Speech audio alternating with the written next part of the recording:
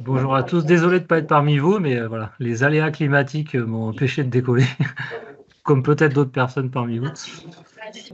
Très rapidement, avant de rentrer dans le vif du sujet de cette table ronde, je pense que, alors j'imagine que tous ceux qui sont là ou qui sont en visio étaient déjà allés lire, mais si ce n'est pas le cas, peut-être rappeler quelques éléments de contexte qui sont à l'origine aussi de ces journées. C'est que la population de crabes bleus est en forte progression, ça je pense qu'on a tous conscience. Je pense qu'on peut être tous d'accord sur le fait qu'il y a une volonté commune de l'ensemble des acteurs de lutter contre cette invasion de crabes bleus. C'est aussi un point, je pense, qui est assez fort à noter. Et je pense qu'on a tous conscience que cette lutte, elle ne pourra s'appuyer, elle ne pourra être efficace que si on arrive à associer l'amélioration des connaissances, donc c'était beaucoup le sujet hier, avec les capacités de pêche, pardon, de la pêche professionnelle. Donc je pense que vous en avez vu un peu ce matin sur une lagune. Donc il va falloir réussir à adosser les deux pour essayer d'être efficace. Et c'est un peu l'ensemble du sujet de la journée, sachant que, alors, même si j'étais à distance, j'ai essayé d'être attentif aux échanges d'hier. Je trouve qu'il y a quand même eu des choses qui étaient encourageantes. Il y a notamment eu les travaux, je crois que c'est Guillaume Machereau pardon, et Céline Barrier, qui nous ont montré qu'on pouvait avoir une lutte efficace à une échelle locale et régionale. Donc, je pense que ça, c'est un élément qui est fort et qui est important, c'est-à-dire qu'on ne va pas forcément dépendre des autres pour réussir à lutter. Les premiers travaux de recherche aussi semblent indiquer qu'il y a des endroits, il y a des momentum entre des lieux et des moments qui font qu'on peut cibler, être plus efficace pour lutter contre le crabe bleu. Donc voilà, tout ça, c'est des signaux qui sont quand même encourageants. On va essayer de voir le côté positif du sujet. Voilà, maintenant l'enjeu, c'est de voir comment on arrive à soutenir, je pense, et accompagner la pêche professionnelle pour faire en sorte qu'on arrive à lutter contre cette invasion de crabes bleus. Alors l'éradiquer, à titre personnel, j'y crois pas trop, mais au moins la maintenir à un niveau acceptable à la fois pour les professions et pour les écosystèmes. Voilà, après le contexte, vous le savez tous et ça a été un peu discuté hier, il est loin d'être simple. Il y a les problématiques déjà du niveau, enfin, du classement à espèces invasives avec le passage éventuel en niveau 2 et des conséquences que ça peut avoir. Je pense qu'il faut qu'on ait tous en tête aussi le fait qu'on est sur une activité de pêche professionnelle et qu'au niveau européen, l'ensemble est encadré par la politique commune de pêche. Pour ceux qui ne sont pas coutumiers du fait, je pense que les professionnels qui interviendront après auront l'occasion de vous l'exprimer, mais ce n'est pas toujours très simple. Et on a un carcan réglementaire au niveau européen qui est très lourd et qui des fois est très frustrant, je pense, voilà, pour faire ce qu'on aimerait faire. Et bon, ça fait quand même partie des contraintes.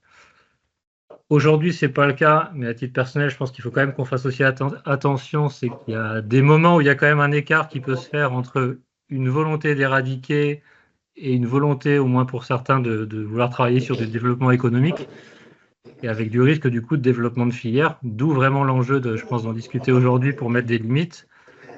Et après, ça concerne plus les collectivités, mais vous le savez tous, on est en plus dans un cadre financier qui est assez contraint. Toutes les collectivités, l'État, aujourd'hui, a des problématiques financières, donc ils ne vont pas forcément nous aider à avancer sur ce sujet. Ce qu'on voulait vous proposer aussi un peu avec Marie et j'allais dire et toute sa bande, parce que voilà, je sais qu'elle avait beaucoup de monde avec elle pour l'organisation de ces 2 journées, c'est avant de vraiment rentrer dans la table ronde, il y a eu un travail qui a été fait d'essayer d'avoir un peu d'informations chez nos voisins. Alors quand je dis nos voisins, on va parler d'Italie et d'Espagne principalement, pour essayer de voir où ils en étaient, s'ils avaient les mêmes problématiques que nous. C'est très parcellaire, c'est quelques personnes qu'on a pu interroger, discuter par mail, ou enfin quelques échanges de mails. Je pense qu'un certain nombre parmi vous ont aussi eu des échanges, donc n'hésitez pas non plus à l'enrichir après, je pense que ça peut faire partie des sujets. J'imagine notamment que côté Occitanie, il doit y avoir des liens avec l'Espagne, peut-être que plus côté PACA et Corse, entre la Sardaigne et l'Italie. Donc voilà, c'était aussi de s'enrichir un peu d'éléments de contexte qu'on a pu avoir de chez nos voisins avant de vraiment entamer cette table ronde. Déjà, pour ceux qui en doutaient, l'Italie et l'Espagne est touchée par le crabe bleu. Ils sont un peu dans le même cas de figure que nous, c'est-à-dire que voilà, le crabe bleu est bien présent, il se concentre principalement dans les milieux côtiers et lagunaires, j'ai envie de dire tout comme chez nous. Il a un fort impact sur la biodiversité, en particulier les coquillages. Les dernières publications, on voyait pas mal de choses avec des problématiques sur les palourdes, notamment en Italie. Et des échanges qu'on a pu avoir, il semblerait que son explosion ait débuté par l'Espagne avant l'Italie. J'ai envie de dire que l'Italie est peut-être plus à même niveau que nous, alors qu'en Espagne, c'est un peu plus ancien finalement que ce qu'on a pu avoir. Dans ces deux pays, voilà, la lutte se fait principalement avec l'aide des pêcheurs professionnels, hein. C'est ceux qui sont capables de capturer un certain nombre d'individus. À noter qu'il peut y avoir, suivant des secteurs, également de la pêche récréative. Voilà, c'est variable suivant les territoires. À noter qu'en Espagne aussi, il y a des réglementations régionales, pardon. Donc, il semble qu'il y ait des régions où la pêche récréative soit autorisée et d'autres pas forcément. Ça, c'est la spécificité espagnole. Et dans tous ces pays, enfin ces deux pays, la commercialisation, pardon, est autorisée. Il semblerait même que le crabe bleu ne soit pas considéré aujourd'hui comme une espèce exotique et envahissante en Espagne. Alors, à confirmer, mais certains nous ont fait ce par-là. Et dans ces deux pays, il y a une vraie volonté voilà, de prendre des mesures de gestion également pour essayer de lutter contre ce crabe bleu en soutenant une exploitation par la pêche. Je voulais juste revenir aussi un petit peu sur le delta de l'Èbre. Je pense que c'est celui qui a eu le niveau historique le plus important, hein. Je crois que là, ils sont rendus à un niveau d'équilibre, si on peut parler comme ça, je crois de 450 tonnes en moyenne de pêche par an de crabe. Voilà, ce qui est vraiment pas une sinécure pour le coup. Malgré tout, voilà, ce que nous ont rapporté les acteurs, c'est une véritable volonté d'éradication, toujours chez eux. Ils nous ont alertés sur le risque que pourrait représenter à vouloir rentrer dans une logique on va dire, de maximisation économique de la filière.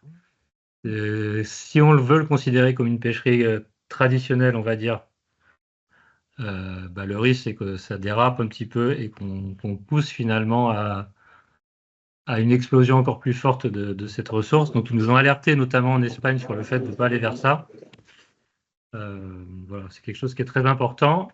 Et les derniers éléments aussi sur lesquels ils ont un peu attiré notre attention, c'est qu'il y a eu des premiers travaux qui démontrent quand même qu'il y a une ambiguïté aujourd'hui au niveau notamment des consommateurs et du commerce autour du crabe bleu, avec d'un côté, voilà, tout le monde veut lutter, en même temps il y a une réalité du prix, c'est-à-dire que des fois le consommateur n'est pas prêt à mettre un certain prix, en disant, voilà, typiquement l'espèce elle est très abondante d'après les discours qu'on a, donc il n'y a pas de raison qu'on paye cher finalement.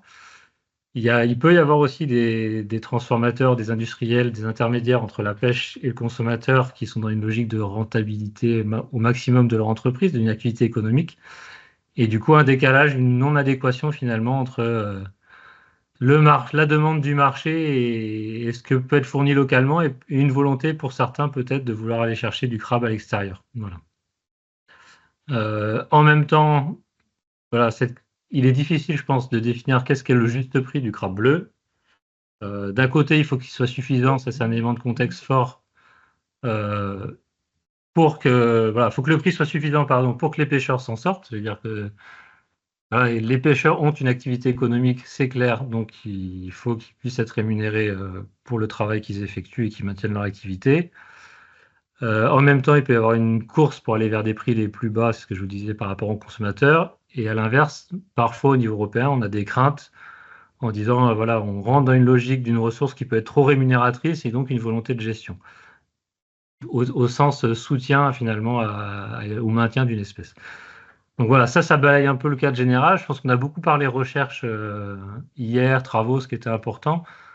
À mon sens, aujourd'hui et cet après-midi, ce qui est important, c'est d'échanger, d'écouter, notamment d'écouter, à mon sens, la profession pour savoir quelle est l'attente, comment vous voyez les possibilités de lutte, comment on peut, quand je dis on, c'est l'ensemble des acteurs, accompagner la profession pour lutter contre cette espèce-là, quoi.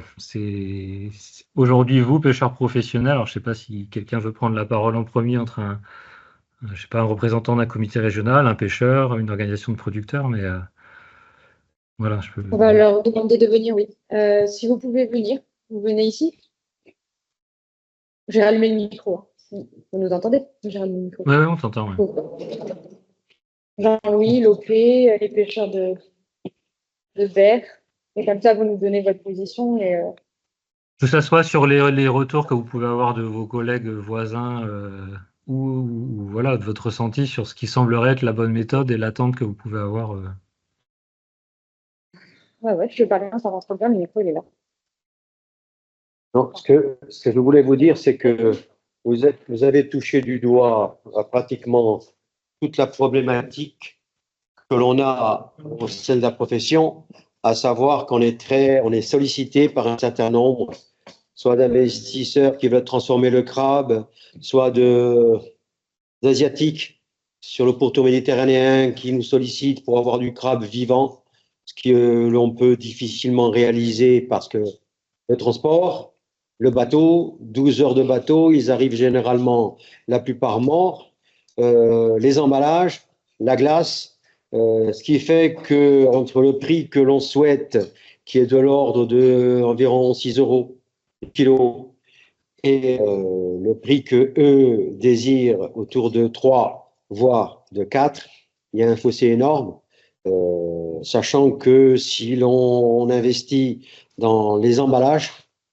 si l'on investit avec le coût du transport, on n'est pas loin du compte. Le rapport réel par kilo serait de l'ordre de 3 euros à 3,50 euros une fois qu'on aura payé tout ça. Et donc, avec ces 3,50 euros du kilo, on est dans l'incapacité, dans un premier temps, d'être rémunéré dans notre activité et de payer toutes les charges sociales qui vont avec. Donc, nous, ce que l'on souhaiterait, c'est garder un prix de l'ordre de 5 à 6 euros du kilo. Si l'on descend en dessous, on n'est plus dans la rentabilité de l'exercice, tout simplement. Et ce prix de 5-6 euros, pardon, c'est un prix qui est partagé un peu par, j'allais dire, par l'ensemble, parce que là on parlait spécifiquement de la Corse, mais du coup, est-ce que c'est un prix qui est celui un peu souhaité, j'allais dire, sur les autres territoires, sachant qu'effectivement en Espagne, hein, il y a eu une volonté à un moment de se lancer vu les volumes, sur un marché plus élevé, et ils sont tombés aux cours mondiaux qui est entre 2,50 € et 3 euros le kilo, quoi. Mais du coup, est-ce qu'un prix autour de 6 euros, c'est un prix qui est acceptable, j'allais dire, aussi en PACA, en Occitanie? Vous avez le prix à l'heure actuelle de l'Èbre au niveau de l'Espagne, le prix moyen. J'ai entendu parler de l'ordre de 2 euros à 2,50 €. Oui, c'est ça. C'est entre 2,50 €, 3 euros si tout va bien, quoi. Il y a Jean-Claude voilà. Ponce qui est connecté. On va écouter Jean-Claude Ponce de l'étang de Canet-Roussillon. C'est pas le micro est là, en fait. Il n'y a pas de problème. Il reste là. Hein. Bonjour. Bonjour. Mais on t'entend. Oui, on t'entend, Jean-Claude. Ah. Ouais, mais je me suis renseigné dans l'Hébron. Normalement, ils sont entre 1 € et 3 €. Voilà. Alors, ils ont une usine de transformation dans l'Hébron. Ils sont à 1,20 € à l'usine de transformation. Et ils ne le prennent pas à tout le monde. Parce que là-bas, ils ont des licences là-bas. Le problème, c'est qu'il y a qu'eux, ils prennent que les mâles. Les femelles, ils les rejettent à l'eau. Normalement. Ce que je sais, moi. Voilà, ce qu'ils m'ont dit, moi, les copains catalans, quoi. Et après, bon, après, pour nous, c'est pas viable, quoi. Normalement, c'est pas viable. Si eux, ils arrivent, que nous, on trouve un marché ici, qu'eux, ils vont nous envahir le marché. Hein. C'est sûr et certain. Pas qu'est-ce que vous en pensez, vous, mais je ne sais pas qu'est-ce qu'il faut faire. Alors. Nous, on est arrivé un petit peu à l'éradiquer, quand même, à Canet. On a éradiqué, quand même. Alors, on ne sait pas si c'est à cause de la salinité, si c'est à cause de nous. On ne sait pas vraiment. Vraiment, on ne sait pas. Et après, on n'est pas comme Jean-Louis. Jean-Louis, ils n'ont pas trop de moyens, quand même, par rapport à nous. Nous, c'est Pramar, nous a donné un coup de main. Après, il y a eu la région. Après, on a eu tout le monde. On a eu tout le monde quand même derrière nous, quand même. Tous nos élus ont été derrière nous, quand même. Comité régional des pêches, tout le monde a été derrière nous. Je vois que Jean-Louis est un peu abandonné, quand même. Hein. D'accord, ils sont un peu abandonnés, quand même, par rapport à nous. Voilà, c'est tout ce que vous vouliez savoir. C'est tout ce que je sais, moi, sur l'Hébron. Voilà. Ouais, mais ça rejoint les problématiques de prix qu'on a entendues. Hein. Après, j'ai eu quelques... Exactement. Après, moi, je voudrais intervenir aussi sur le fait qu'on parle de valorisation, etc. Notre but premier à nous, il n'est pas là. Les valoriser en tant que prix accessoire, si on arrive à les réguler, ça c'est intéressant, d'en vendre une quantité, etc. Mais comme dit Jean-Claude, en Tunisie, moi aussi, j'ai fait des déplacements. Ils jettent les femelles grainées à l'eau pour avoir toujours cette quantité. Et le coût de la main-d'œuvre, etc., etc. Enfin, on fait que se répéter, là. C'est dérangeant à force, mais c'est pas le but premier. Le but premier, c'est de réguler au moins l'espèce pour arriver à gagner notre vie avec ce qu'on fait de mieux, c'est-à-dire pêcher. Pêcher des anguilles, pêcher des loups, des dorades, ce poisson-là qui a de la valeur. avec le crabe, c'est vraiment pas une sortie, peut-être à long terme, mais à long terme, je pense que le temps que ce soit ancré chez tout le monde, chez les consommateurs, c'est au moins pour minimum 5 ans. Nous, dans 2 ans, il n'y a plus personne. Que ce soit en Occitanie, en Corse ou chez nous, d'ici 2 ans, il n'y aura plus de pêcheurs si ça continue. On a plus de c'est pas matériel. compliqué. C'est pas compliqué. Nous, si on n'aurait pas eu c'est pas une aide, parce que nous, on a travaillé, on a fait ce projet scientifique. On n'aurait pas eu ce projet scientifique, on n'était plus là. Hein. Vous dites que je ne serais pas là derrière l'ordinateur. Hein, on a été aidé par un peu la région, par tout le monde, on a aidé quand même. Voilà. Et si les pêcheurs n'ont pas une aide, ils sont cuits. C'est sûr, ils ne recommenceront pas. Le peu qu'ils vont partir, c'est fini. Ils ne reviendront plus avec ce crabe. C'est pas compliqué. Hein. Maintenant, il faut trouver une solution au niveau européen, au niveau français, je ne sais pas, mais il faut trouver une solution. Maintenant, nous, c'est la dernière année. À l'année prochaine, si ça recommence comme ça, je ne sais pas où on va aller. Hein. Donc, ouais, si je t'entends bien, Jean-Claude, l'enjeu pour toi, c'est de trouver une manière de financer le travail effectué par la profession pour atténuer les stocks. Quoi. Un minimum, au moins, pour payer les charges. Et les charges. Parce que c'est bien joli de dire. J'ai écouté hier la dame là, en pleine de soirée là, qui disait qu'elle voulait faire des, des appels d'offres sur des pêcheurs. Mais qui c'est qui va y aller? Qui? À personne. Personne, c'est la même chez nous. On ne peut pas aller pêcher une espèce avec notre matériel, ce ne sera pas rentable. C'est pas rentable. Voilà, mais déjà, on a des produits. Alors, on va faire un appel d'offres pour d'autres personnes et on ne peut pas donner du boulot aux gens de chez vous. Moi, je ne comprends pas tout, là. Nous, on a été aidés par tous nos élus du département, par le REAR, par le gestionnaire. On a été aidés par tout le monde. Heureusement. Sinon, je ne sais pas où on serait. On ne serait plus là. Bernard Thérèse a fait un boulot phénoménal. Tout le monde a fait un boulot phénoménal. Comité, tout le monde. Je ne vois pas. On est là. Si aujourd'hui, on ne fait pas.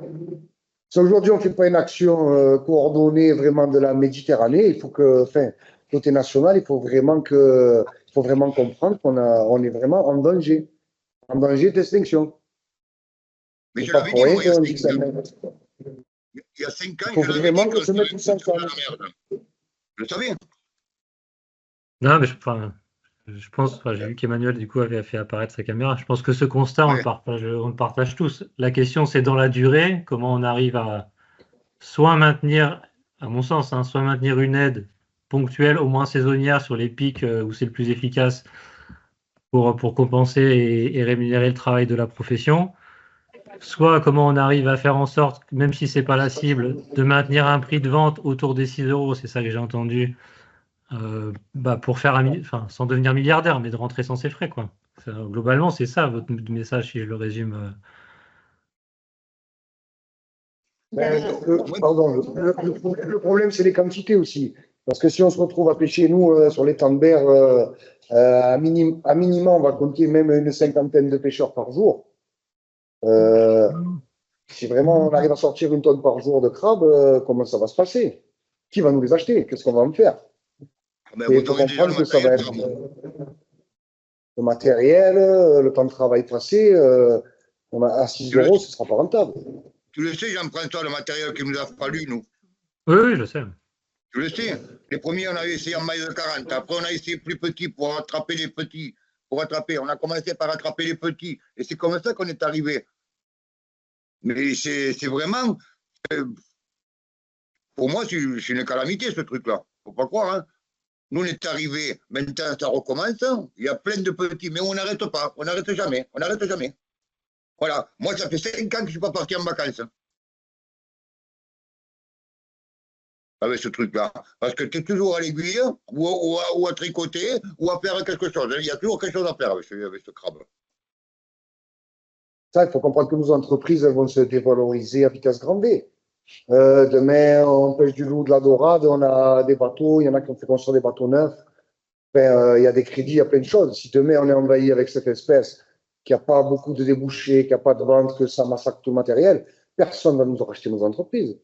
De toute façon, d'un côté ou de l'autre, c'est vraiment, c'est pas viable. Je pense que la seule alternative, c'est essayer de les réguler pour continuer à pêcher les autres espèces. Et là, on fera notre travail de pêcheur. Si tout le monde prend un peu de temps sur lui pour le réguler et arrive à pêcher à côté, ce sera faisable. Ça, oui, maintenant, on ne peut pas demander à un pêcheur d'investir un pourcentage dans du matériel, parce que jusqu'à maintenant, on ne sait pas qui va nous financer comment. Pour l'instant, on est à investir un pourcentage dans le matériel pour aller le faire détruire et ne pas pêcher de poissons. Enfin, ça ne va pas dans la logique des choses. Oui, bah c'est ce que je disais tout à l'heure, c'est c'est important de maintenir une rentabilité économique à vos activités, quoi. Après, la question, l'objectif, je pense qu'on le partage tous, c'est du coup comment on fait, quoi. Je sais pas, Emmanuel, j'ai vu que tu étais connecté. Ouais. Voilà. Emmanuel, Oui, bonjour à tous. bonjour. Je vous écoute depuis tout à l'heure attentivement parce que c'est une vraie problématique et pour en avoir échangé une fois avec Jean-Claude et faut être allé à des discussions avec des marailleurs, que ce soit locaux ou exotiques, parce qu'on a eu vraiment beaucoup de contacts farfelus, et je l'ai déjà dit hier, c'est une vraie problématique. Déjà, le problème, déjà, c'est une question d'offre et de demande. On est sur un marché international qui est biaisé par différentes structures ou différents États qui peuvent aider ou pas les pêcheurs en local. On parle de la Tunisie, mais j'ai entendu récemment parler sur d'autres pays, éventuellement, de fermes d'élevage de crabes bleus, du côté de la Turquie, etc. Donc, moi, ce qui m'inquiète, ce qui me pose problème, c'est de pouvoir construire une filière sur du moyen et long terme. On ne pourra pas aujourd'hui, à mon sens, comme c'est fait, on ne pourra pas attaquer des marchés internationaux. C'est impossible. Quand j'entends les cours, les prix, etc., on ne peut pas. Donc là, mais ce que disait hier Bernard Pérez, ce qu'il faut réfléchir, c'est sur du court et moyen terme, sur quelque chose qui soit en dehors sur un marché en dehors de ce qu'on peut connaître. Alors pourquoi pas des circuits courts, etc. Mais la réelle difficulté, c'est qu'on aura, en fonction des quantités, et j'ai bien peur qu'on soit face à une vraie problématique de pouvoir absorber tout ce que la façade méditerranéenne française pourra sortir. Hier, j'entendais notre pêcheur corse dire qu'il y a que seulement 3 à 5% qui part sur les marchés locaux. Donc là, on est face à une vraie problématique. Nous, ce qu'on essaye de faire au niveau local, au niveau Occitanie, c'est de pouvoir accompagner les pêcheurs le mieux qu'on puisse sur des projets qui soient indemnisés et que le matériel appartient au niveau du comité régional pour qu'ils puissent travailler et avoir moins de frais possibles et être indemnisés de ces pêches scientifiques ou pêche de régulation, etc.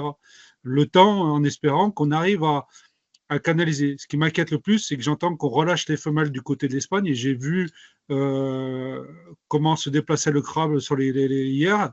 On voit que ça remonte sur la partie Occitanie, France, ça remonte de la part de l'Espagne. Donc, est-ce que ce ne sera pas un combat sans fin? Il va falloir je suis très inquiet, je ne vous le cache pas. Mais je ne sais pas. Aujourd'hui, on n'a pas la solution idéale. Il va falloir y réfléchir. Il va falloir qu'on soit bien accompagné, que ce soit par des collectivités locales, des collectivités régionales, l'État français, la Commission européenne, je ne sais pas. Il va falloir trouver ces solutions parce que là, on est face à une menace, alors que ça aurait pu être une opportunité, mais ce n'est pas le cas parce qu'on est vraiment. Le système est biaisé aujourd'hui. Vraiment, le système est biaisé. Alors, du coup, pour rebondir sur. Excusez-moi. Moi, j'ai trouvé quelques clients maintenant. J'ai trouvé quelques clients, mais c'est tous des Asiatiques. Voilà. Il n'y a qu'eux qui peuvent vous acheter ça. Qui peuvent acheter ces crabes-là. D'abord, je vais vous donner un broyé à Berre. Je ne sais pas s'il y a un des pêcheurs de Berre, il peut le confirmer. J'en ai envoyé un là-bas chez vous. Oui. Et pour la Corse, peut-être que moi, je pense que ce crabe-là, il faudrait le faire cuire pour le commercialiser. Vous comprenez, je veux dire, avec un labo, le faire cuire. Comme des tourteaux, quand ils sont cuits les tourteaux, et après les mettre à la vente comme ça. Je pense que déjà, ça serait déjà 10 fois mieux pour le commercialiser. Pour le transport, et déjà pour les gens, parce qu'ils sont tellement méchants que les gens, ils ne veulent pas en acheter.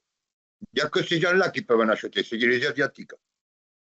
Et pour la Corse, alors nous, déjà, on a des problèmes pour en vendre quelques-uns, alors j'imagine la Corse, alors les pauvres. Voilà. Mais le problème des Asiatiques, c'est que même congelé, ça ne vale pas, il faut qu'il soit vivant. Moi, celui que tu m'as envoyé, il m'a dit qu'il voulait du vivant. Moi, j'avais du congelé que je gardais parce qu'au bout d'une semaine en vie, il meurt. De 3 à 4 jours, il commence à mourir. On ne sait pas pourquoi, mais il meurt. Donc, pour faire un transport avec eux fin, ça va être très compliqué. Il faudrait des labos, Non, je vais te remercier. Je vais te remercier, Jean-Claude, de ton intervention. Je fais souvent référence à toi parce que c'est toi qui as essuyé les plâtres depuis déjà plus de 5 ans. C'est toi qu'on est venu voir avec Marie Garrido sur les temps et c'est toi qui nous a ouvert les pistes, les différentes pistes pour la pêche au crabe. Parce que pour rebondir sur ce que tu disais, pour cuire le crabe bleu, on le fait à des fins personnelles pour le consommer nous-mêmes. Il nous faudrait pour ça investir dans des conditionnements agréés et tout, avec des normes sanitaires et tout. Et là, on est loin du compte puisque on parle à l'heure actuelle de l'aide apportée aux pêcheurs, ne serait-ce que pour pêcher, pour financer des verveux. Alors imagine-toi financer un conditionnement. On n'en est pas encore là. On n'en est pas encore là. Ouais. Et voilà, je voulais rebondir un peu sur ce que disait Emmanuel. Est-ce que du coup le classement, enfin le passage en niveau 2, est-ce que c'est pas une façon aussi d'imposer, si c'est le besoin, vis-à-vis de l'Espagne, qu'ils arrêtent de remettre leur femelle à l'eau? Enfin, moi, c'est quelque chose qui me paraît quand même un peu fou. Alors, je sais pas si c'est une contrainte, le niveau 2, pour plein de choses, mais est-ce que ça peut être aussi une façon ou quelque chose, une demande de notre part pour qu'ils arrêtent ça? C'est la première des choses. Et le deuxième, tu parlais de la crainte, si on développe des circuits de commercialisation de tout ce qui pourrait être de l'importation, alors de Turquie, de Tunisie ou de je ne sais où.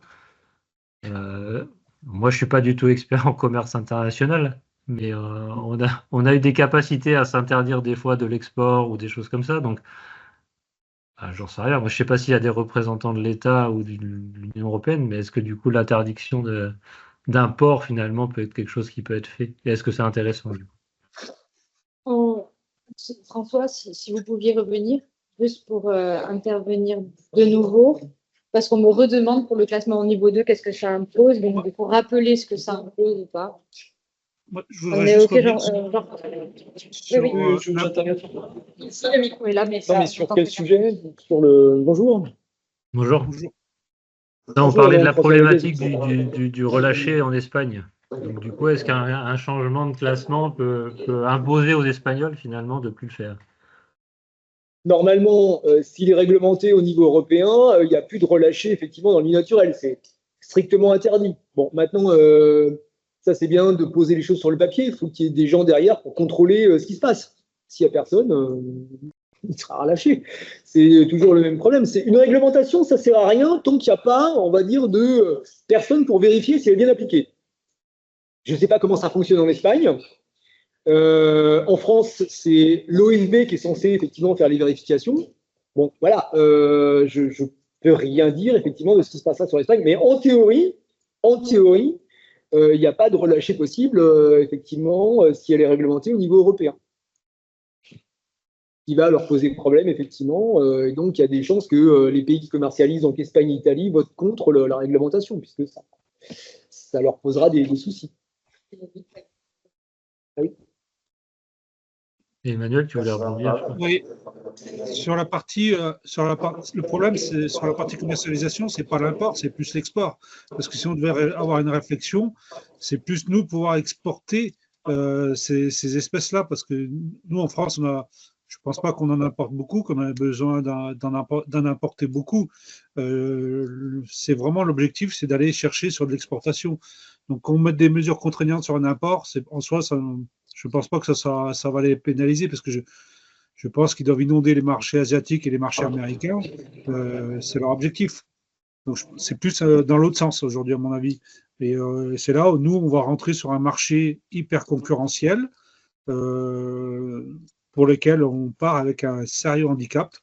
Et il faut trouver une voie différente, à mon sens. Je ne vois pas comment on peut aujourd'hui, même en faisant des gros volumes, etc., en travaillant sur l'effet volume, que ça puisse nous permettre d'aller chercher des marchés internationaux.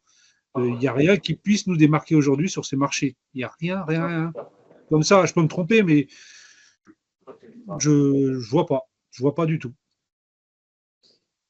Je me permets juste une petite réflexion que je n'ai pas dit hier, mais ça va mieux en le disant et ça paraît évident. La réglementation sur les espèces exotiques envahissantes concerne uniquement les individus vivants. Tout ce qui est mort, ça sort complètement de la réglementation. Donc des individus congelés, etc., c'est fini. On fait ce qu'on veut avec. Je pense que c'est une précision importante, effectivement. Et non, par contre, moi, l'impression que j'ai, hein, mais après je peux me tromper, mais ma sensation, c'est qu'en France, aujourd'hui, on en consomme très peu. Enfin, on voit peu. Alors peut-être qu'il y en a plus. Je connais pas la Corse, donc peut-être qu'on en voit plus en Corse dans les commerces, ça je sais pas. Mais les échos qu'on a, par contre, c'est qu'en Espagne, on en trouve. On en trouve en Italie. Et je pense aujourd'hui, enfin moi j'ai appris qu'il y avait, alors en Occitanie, je pense qu'on a la chance d'avoir des coopératives de vente ou des halles à marée. Les volumes qui passent aujourd'hui ils sont faibles. Il n'empêche, alors je crois qu'il y a quelqu'un de l'OP du Sud qui est là, qui pourra sans doute confirmer, mais la Socoma qui est au Gros du Roi aujourd'hui écoule un peu de produits. Alors c'est des quantités qui sont faibles encore, mais qui arrivent à écouler, à vendre une partie des produits. Et je pense que c'est un produit qui repart après, notamment vers l'Italie. Tu vois.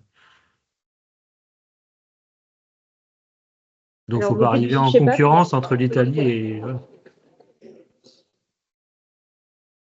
L'OP du Sud, je ne sais pas s'ils sont en visio, si c'est le cas chez vous, mais l'OP du Levant, oui, c'est là.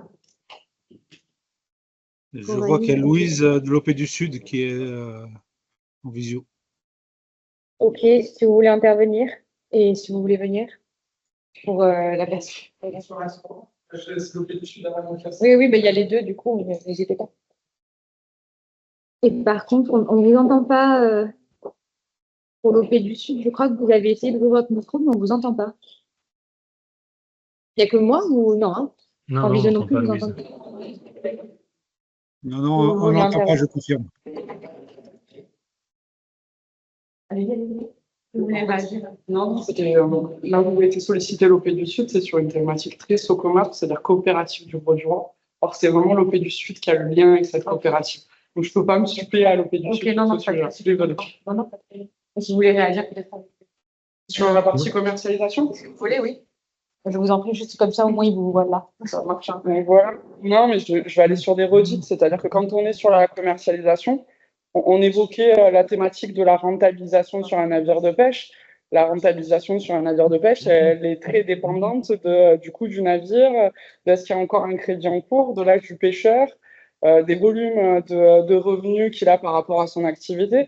Et clairement, à l'instant T, et je vais rejoindre tout ce qui a été dit, on n'est pas en capacité de développer une filière de commercialisation au niveau de la perte d'activité qu'auraient les professionnels par rapport à leurs revenus actuels. Et on est clairement, on va être beaucoup de concernés et de salariés dans la pièce, mais si on nous retire notre salaire ou ne serait-ce que 60% de nos salaires, je pense qu'on est à peu près tous d'accord sur le fait qu'on va chercher notre activité.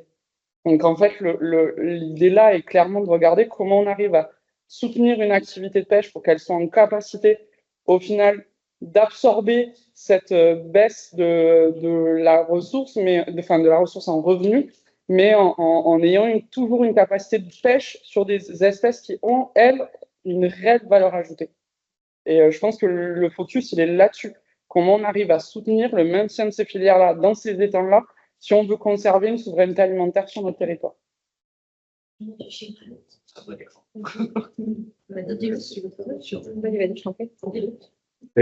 ce que je voulais vous soumettre, c'est qu'il est difficile de prendre des initiatives au niveau régional, encore plus en Corse, au regard de l'insularité.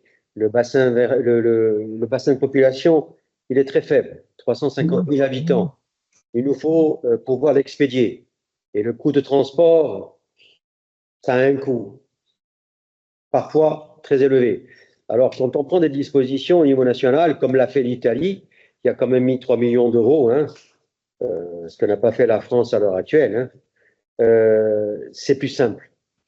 Mieux encore, s'il s'agit de PACA ou même d'Occitanie, ils ont quand même un territoire qui est largement plus ample pour pouvoir écouler la marchandise que nous au niveau de notre île.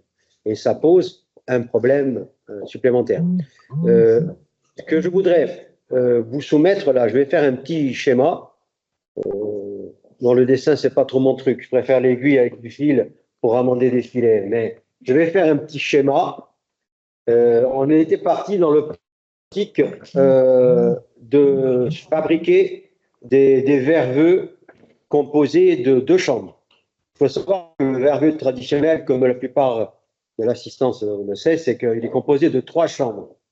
Alors ces verveux-là étaient composés de 2 chambres spécifiques, essentiellement pour le crabe bleu. On s'est heurté essentiellement par le crabe bleu, parce qu'avec les 2 chambres, avec des orifices d'accès qui sont relativement grands, ça permet au crabe bleu, certes, de rentrer, mais ça permet aussi à l'anguille qui pourrait éventuellement être prise de ressortir et revenir dans le milieu. Donc, dans les dernières réunions que nous avons eues avec les derniers pêcheurs insulaires, bon, on n'est plus que 7, hein, on n'est plus très nombreux, mais on souhaiterait les conserver. La dernière réunion que nous avons eue, là, ils sont tous levés d'un trait et repartis aussitôt dans leur demeure pour la bonne et simple raison qu'on a évoqué le fait de construire des verveux avec 2 chambres et pour pêcher uniquement le crabe bleu. Du crabe bleu, s'ils vont se lever tous les matins à 5 heures du matin pour aller pêcher le crabe bleu, et ça c'est valable pour les pêcheurs corses comme pour mes amis de l'étang de Berre ou d'ailleurs, il n'y a aucun pêcheur qui va se lever pour aller pêcher du crabe bleu, sachant très bien qu'ils n'ont pas la vente. C'est la raison pour laquelle on a fait quelques petites recherches et bien évidemment, on retourne systématiquement à l'étang de Canet-Roussillon qui a la plus grande expérience du crabe bleu. Ce qui me fait réagir à ce que vous disiez tout à l'heure, que peut-être l'origine du crabe bleu viendrait peut-être de l'Espagne, ce qui expliquerait que la région Canet-Roussillon ait été la première impactée. Donc ça se tient, ça se tient. Je vais vous faire un petit schéma là, puisqu'il s'agit d'un pêcheur de Canet qui va les fabriquer, qui en a fait l'expérimentation et qui me disait hier soir par téléphone que ça marche très bien. Voilà. Je vais vous faire ce schéma, vous réagirez par la suite. Alors, un verveux, comme tout le monde le sait, il est composé de un accès avec 2 bandes coniques. Je vais schématiser les flotteurs. On se passera de la rallonge plombée qui vient lester tout le dispositif. Il est composé d'une première chambre avec un accès conique et une entrée relativement importante pour faciliter l'accès du poisson et malheureusement aussi du crabe bleu.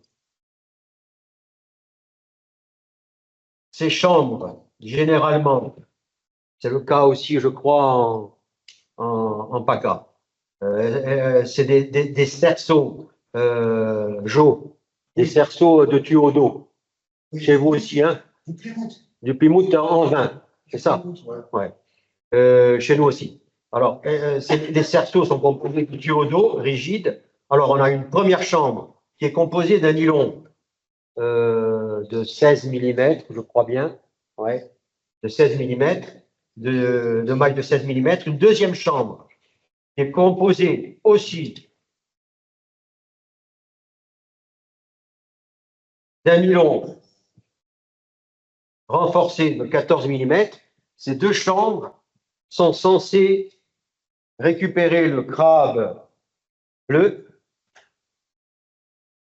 Ils ne font pas énormément de dégâts puisque je les ai expérimentés avec ce que m'a donné Jean-Claude Ponce sur Canet. Ils ne font pas énormément de dégâts. Ça tient quand même le choc.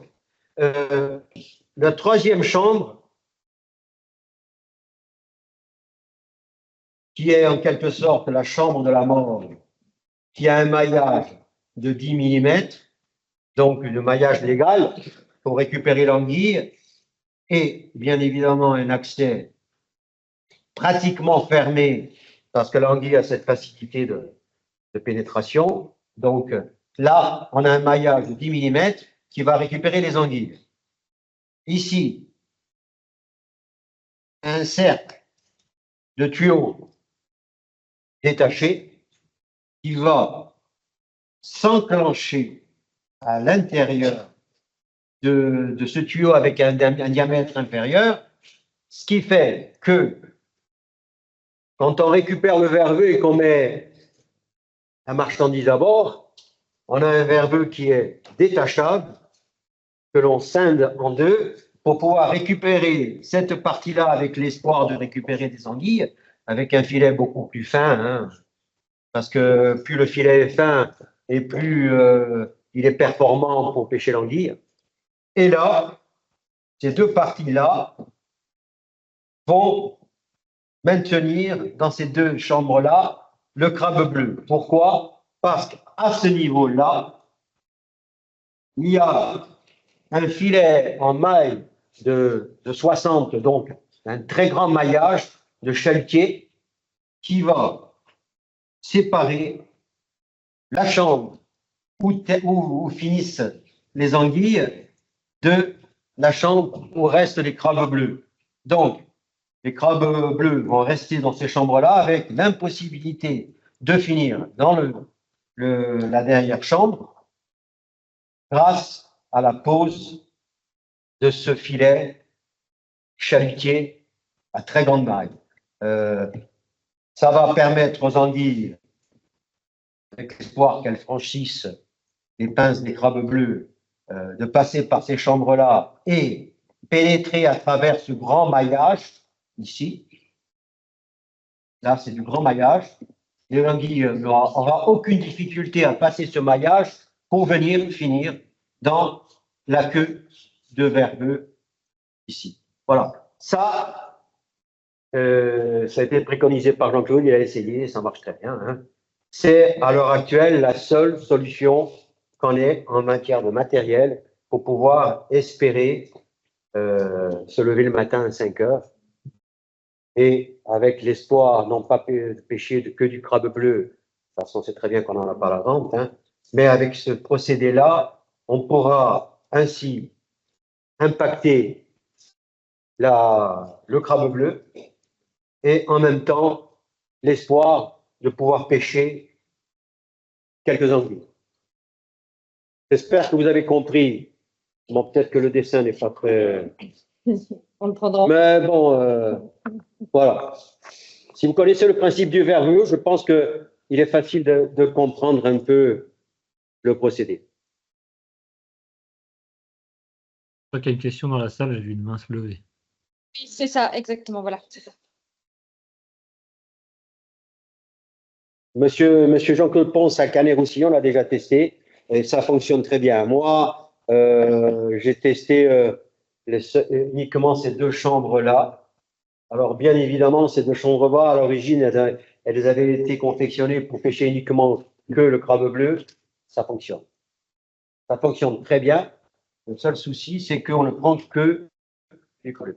Parce que le poisson retourne à travers ses orifices. Et les anguilles, alors là, suffit d'un petit trou d'1 centimètre pour qu'elles puissent s'échapper. Voilà. Et là, à l'heure actuelle, c'est la seule solution que l'on ait, en tenant bien évidemment compte que le fait que ce soit détachable à ce niveau-là, je ne sais pas qui m'avait posé la question tout à l'heure, c'est vous.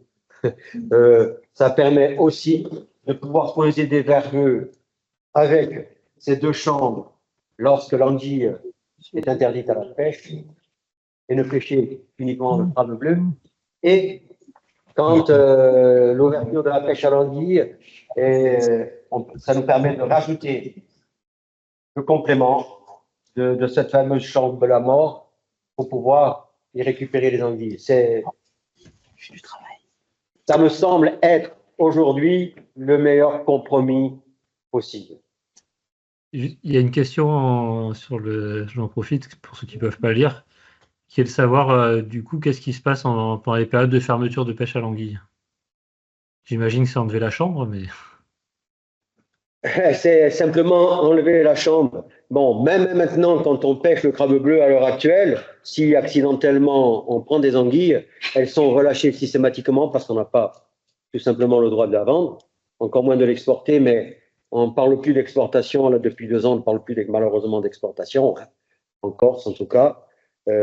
J'espère que ça n'arrivera jamais en PACA, en tout cas pas dans les mêmes proportions, parce qu'alors on ne parlerait plus du tout d'exploitation, mais uniquement de la vente au niveau local de quelques kilos d'anguilles.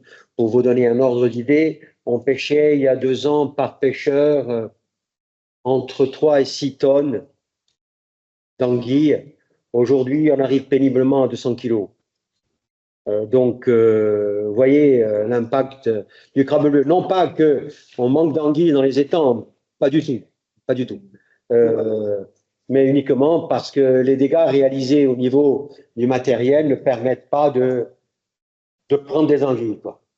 Et c'est avec ce système-là, avec ce verbe-là, qui a un nylon quand même qui est très renforcé, puisque en laissant 3 jours le verbeux dans l'eau avec ce type de maillage, j'ai eu une seule maille déchirée. Alors que dans des verbeux traditionnels, il serait littéralement en pièces.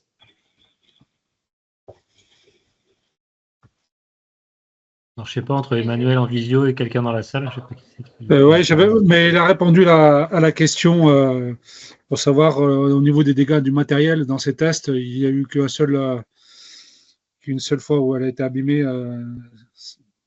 Son filet a été abîmé qu'une seule fois, donc il a apporté la réponse à ma question. Quand les anguilles sont dans la dernière chambre, les crabes, ils ne cherchent pas par l'extérieur à abîmer le filet? Absolument. Excellente question. Sur l'étang de Bigouille, par exemple, ils ont eu ce genre de problème. On a vu quelques crabes se coller à l'extérieur du filet pour essayer d'atteindre.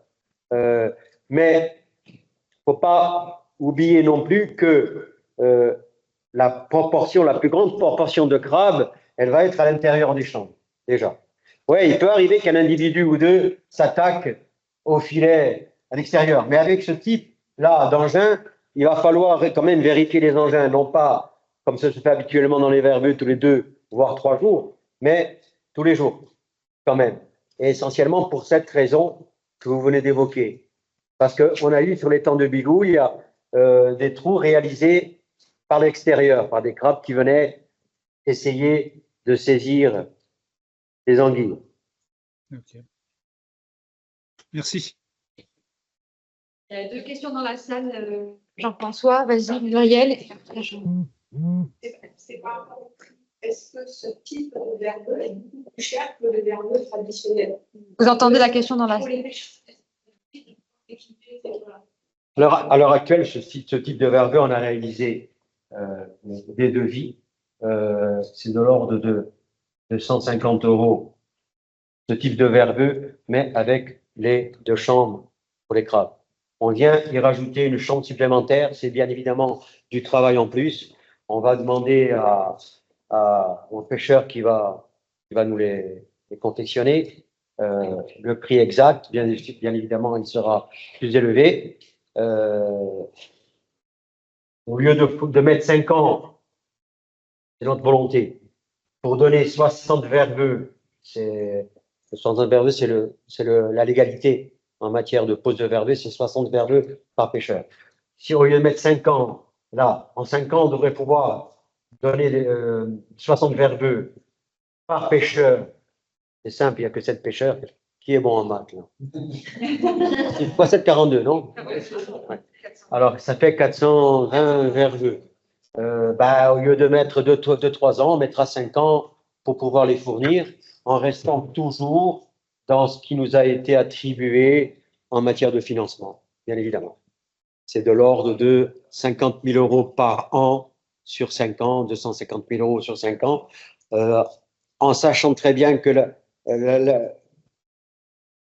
l'argent nécessaire pour ces verbeux ne va pas financer uniquement que les verbeux, il va falloir aussi financer les barrages des étangs en filet chalut, mais ils ont déjà été financés par l'Office d'environnement. On va simplement y apporter un complément, puisqu'ils n'avaient pas les mètres nécessaires pour fermer les étangs, mais disons que l'essentiel de la somme qui va être attribuée va servir à financer ce type de verre.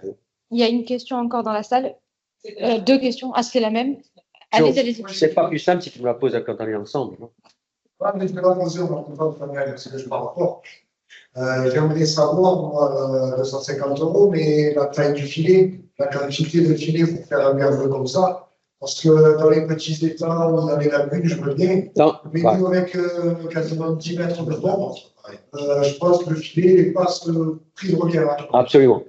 Dans ton cas à toi, et c'est le cas des pêcheurs de l'étang d'Ourbine et de Diane, qui ont 10 mètres et 9 mètres de profondeur dans les étangs salés, ils sont un peu dans le même cas de figure que ton étang, à Berge. On n'est plus dans cet ordre de prix-là. Ça, c'est pour des étangs lagulaires. On va dire d'un mètre 50 de profondeur en moyenne. Hein, en moyenne, ça, c'est le type de verveux pour ce type d'étang. Il est bien évident que quand tu vas commencer, toi, à travailler à 10 mètres, c'est multiplié par 6 la hauteur de filet. Le coût va être nettement plus élevé. Ça et la jonction entre la poisson extra et les anguilles. On fait beaucoup l'anguille argentée, je travaille par 100 km en Mistral. Quand je monte le filet, je sais ce que je fais. Quand tu vas tirer, tu vas avoir un risque, toi, dans ton étang, justement, pas à cause de la profondeur, c'est qu'ici, ça se désolidarise. Bien sûr. Ça. On y a pensé pour l'étang de Diane et Urbine. C'est la raison pour laquelle, toi, dans ton cas, même si c'est un procédé qui peut très bien aller dans ton étang, il va falloir que toi, tu... Je l'adapte. Absolument. Supplémentaire encore. Avec 2 bouts de ficelle, il va falloir que tu amarres les deux cercles. Ouais, non, mais c'est du temps en plus. Mais s'il faut passer par là, bon, je te souhaite pas d'arriver à, attention à l'actualisation qu'on a à l'heure actuelle en crabe bleu. Mais si tu vas y arriver, il va falloir que tu passes par là toi aussi. Je ne sais pas ce que tu en penses, mais moi, Ça fait beaucoup de travail. Ah. Tous les nœuds sur 60 verres, après chaque couvrant, avec tous les jours sur l'eau, je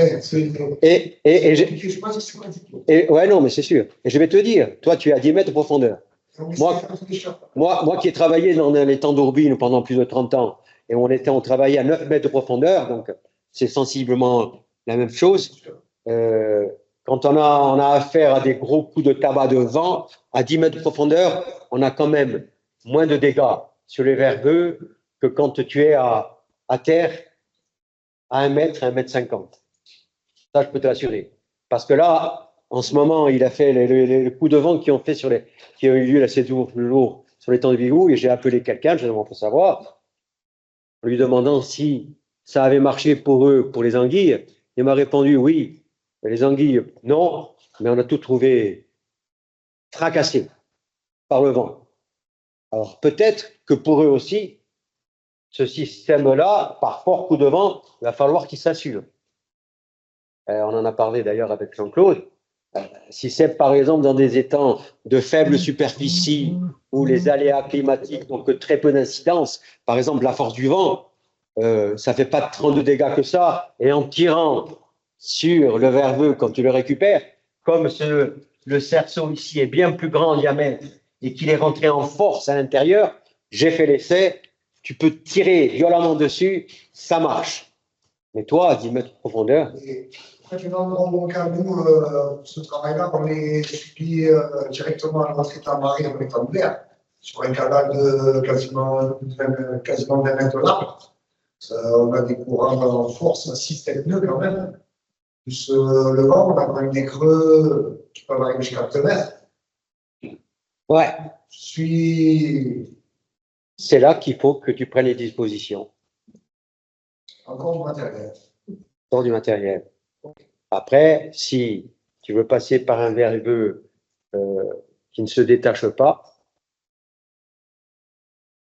le problème c'est que si tu installes une grille avec du fort maillage à l'intérieur, tu vas être dans la difficulté pour pouvoir le vider. Et en crabe, et en anguille. Le système, oui. Mais peut-être qu'il y a des adaptations à faire en fonction de la configuration du milieu. Ça, c'est certain. Ouais.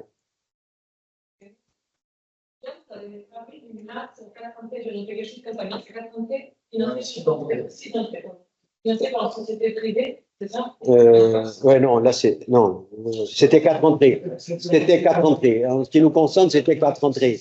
On avait essayé les NAST de l'Office d'environnement, qu'on avait essayé d'ailleurs avec 2 entrées. Elles sont performantes, mais très peu quand même, par rapport à celles à 4 entrées qui sont dites américaines. Hein. Elles sont appelées américaines. C'est la NAS FAO, hein, c'est pas la NAS Office de l'environnement. Ah ben ouais, FAO, financée par l'Office d'environnement. Bon, elles sont pas très performantes. Par contre, celle qui a été financée par cette fameuse société privée, à 4 entrées, elles sont très performantes. Le problème de la NAS, c'est que en quantité, ça reste très limité, et surtout, il faut d'abord aller pêcher pour faire des appâts. Et donc, voilà, absolument. Ou être bien avec une usine de poulet pour récupérer les abats, parce que le poulet fonctionne bien. Ça, c'est Dixit Marceau. Il y avait des questions aussi. Juste, alors, Jean-François, tu voulais peut-être nous relayer une question en visio, et après, il y a une question en salle. Après, ça dépend si la question de la salle, parce qu'on change un peu le sujet après en visio. Parce qu'il y avait la question du prix du verveux, mais du coup, ça a été répondu. Ok. Et après, on change un peu le sujet. Donc, on fait en salle alors. D'accord. Le crabe bleu en appât, ça marche pas? Le crabe bleu en appât, non. Non, mais il nous est arrivé de mettre du crabe bleu mort dans la NAS. Ça fonctionne aussi, dans une moindre mesure quand même. Hein. Le plus performant, c'est de très loin, c'est le poulet. Alors, je ne sais pas pourquoi, mais c'est le poulet. Et aussi la viande avariée.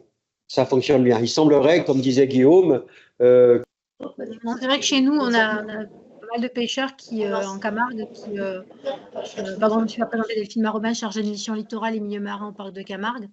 On a pas mal de pêcheurs qui auraient du mal avec l'idée, par contre, de les pêcher juste pour les détruire. Donc, c'est vrai que quand on a une denrée qui peut être alimentaire, c'est pas trop dans l'optique éthique, on va dire, de certains. Donc, c'est vrai que on en revient toujours à l'idée de trouver une solution quand même pour les écouler, mais avec toute la logistique que ça entraîne. Mais si on doit avoir une logique d'écoulement, je pense qu'il va falloir un jour ou l'autre devoir être accompagné par un quelconque organisme type ad hoc chez nous qui réfléchissent pour avoir une vraie stratégie de commercialisation. Mais ça, c'est un métier à part entière. Hein. Il y a des sociétés, des organismes qui sont très bien faits pour ça, qui peuvent définir toute une stratégie et trouver les marchés qui sont en face. Donc, même si c'est un marché qui est déjà bien occupé, ça existe. Mais ça, faut être spécialisé pour faire ça. Aujourd'hui, on ne l'est pas. Et dans tout ce qui est farine animale.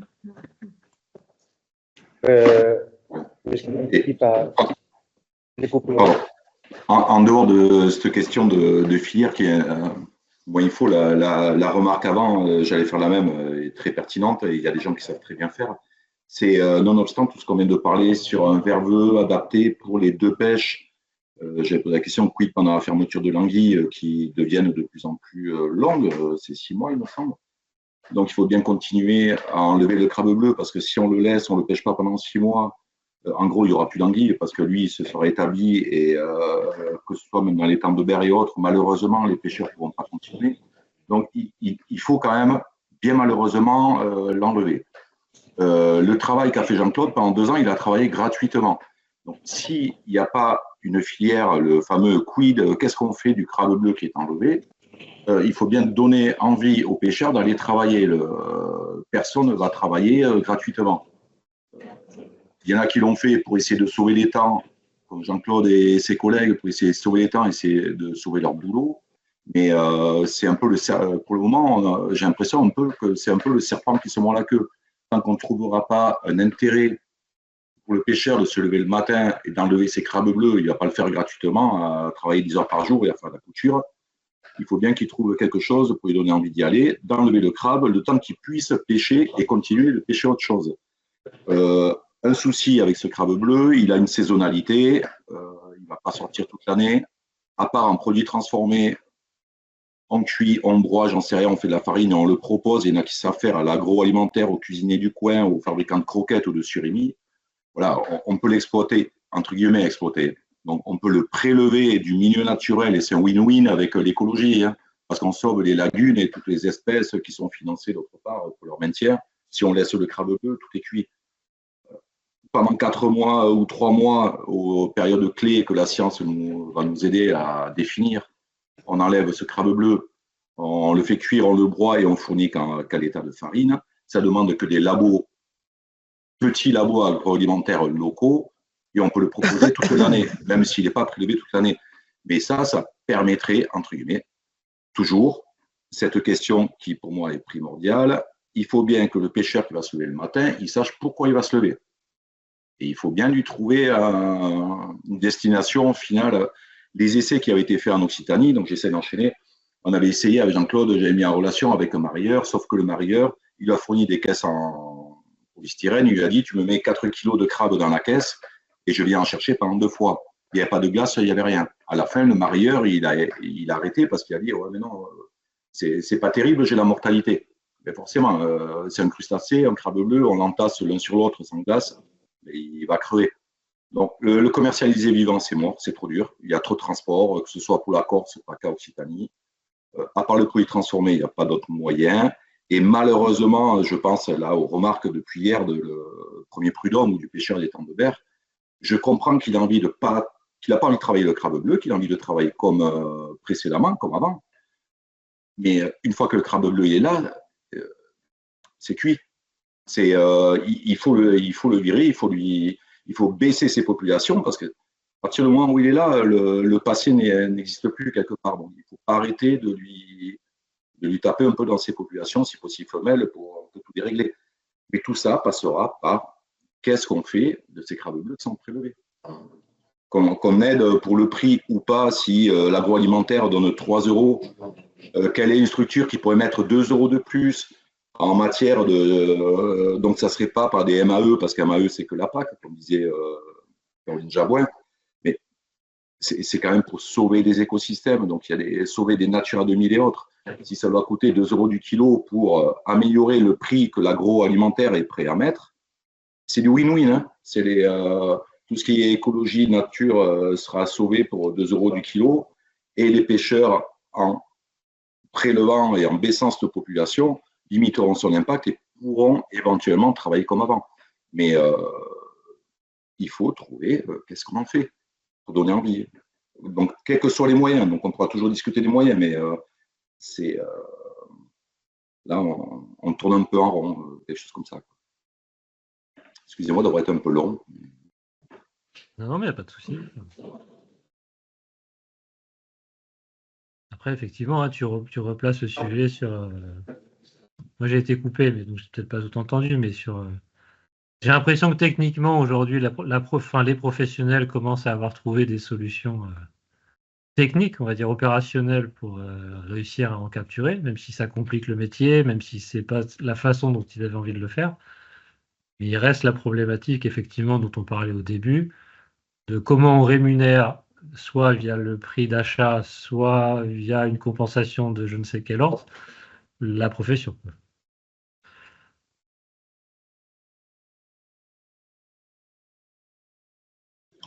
C'est bien ça. Je ne sais pas si quelqu'un a la solution. C'est remettre un peu l'église au milieu de la place, hein, en toute laïcité. Oui. Enfin, et j'imagine qu'il y a un certain nombre de contraintes réglementaires qui peuvent être levées avec de la bonne volonté. Oui, comme les contraintes, excusez-moi, je reprends encore un petit peu. J'ai suivi hier par rapport au classement en liste 2.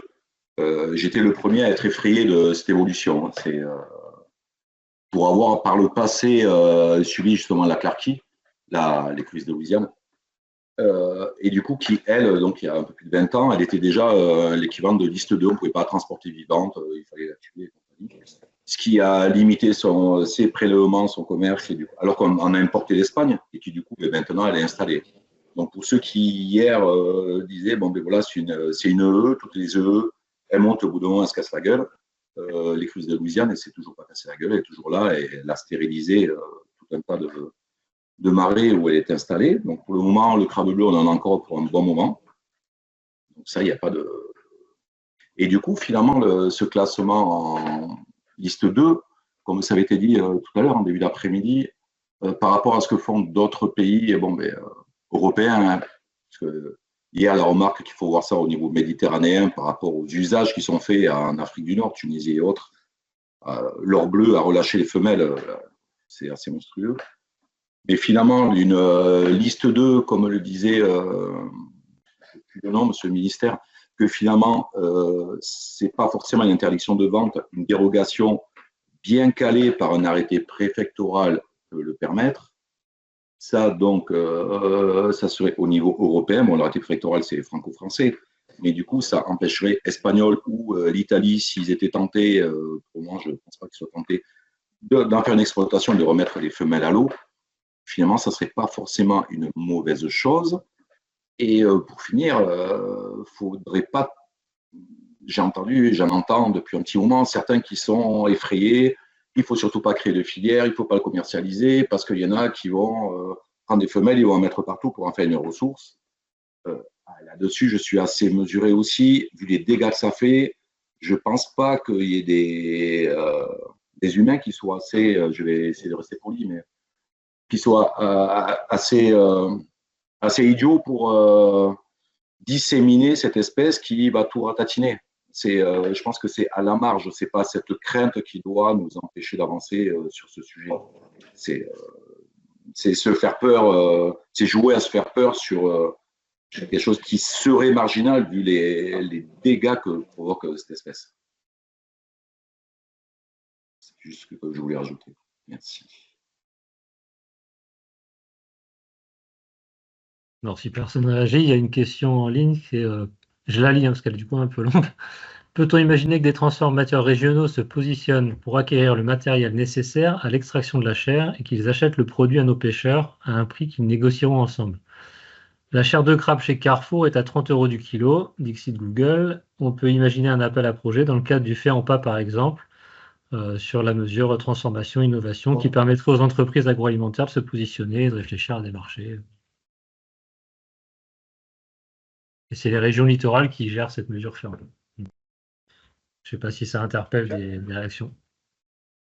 Déjà, 30 € du kilo, c'est à peu près l'estimation que l'on avait faite quand on avait essayé de faire, on a fait quelques manifestations pour faire goûter un peu le produit, un peu à la population, et on avait fait entre autres de la chair de crabe. Et c'est à peu près, on s'était posé la question de savoir quel serait le prix du kilo de chair à la vente. C'est exactement l'estimation, c'était autour de 30 € du kilo, et croyez-moi, avec le travail, parce que c'est fait manuellement, hein, il est bien évident que si l'on prend les machines adaptées, mais là encore, on rentre dans des coûts nettement supérieurs.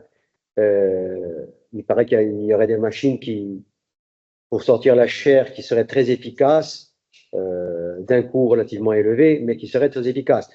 Après, 30 € du kilo, c'est pas à la portée de n'importe quelle bourse. Est-ce que les restaurateurs seraient intéressés par de la chair à 30 € du kilo? Peut-être. Nous, ce serait essentiellement en période estivale, avec l'afflux de touristes.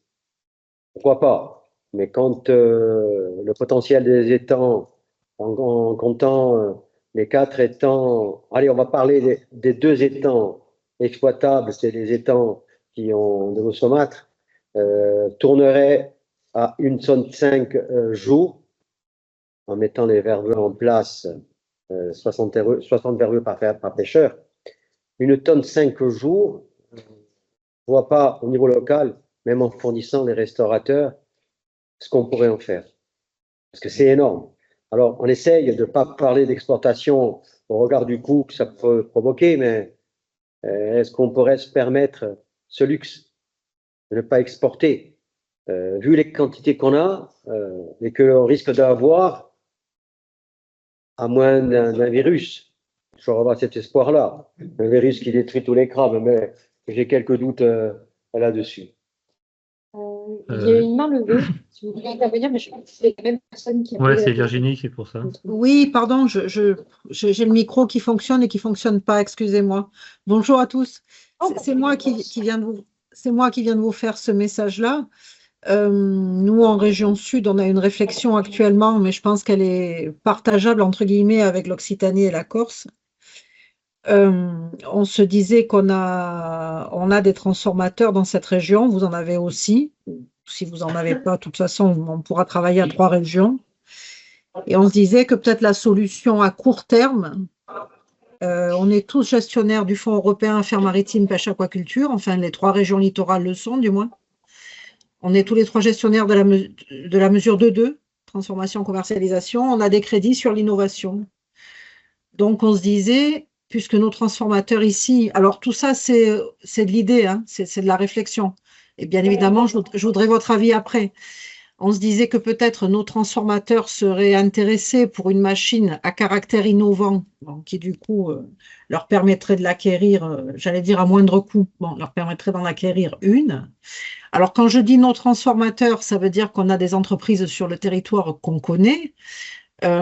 Après, on peut imaginer peut-être des structures alors je sais pas, je réfléchis en parlant ou je parle en réfléchissant, peut-être des coopératives de pêcheurs qui eux aussi voudraient transformer le produit qu'ils pêchent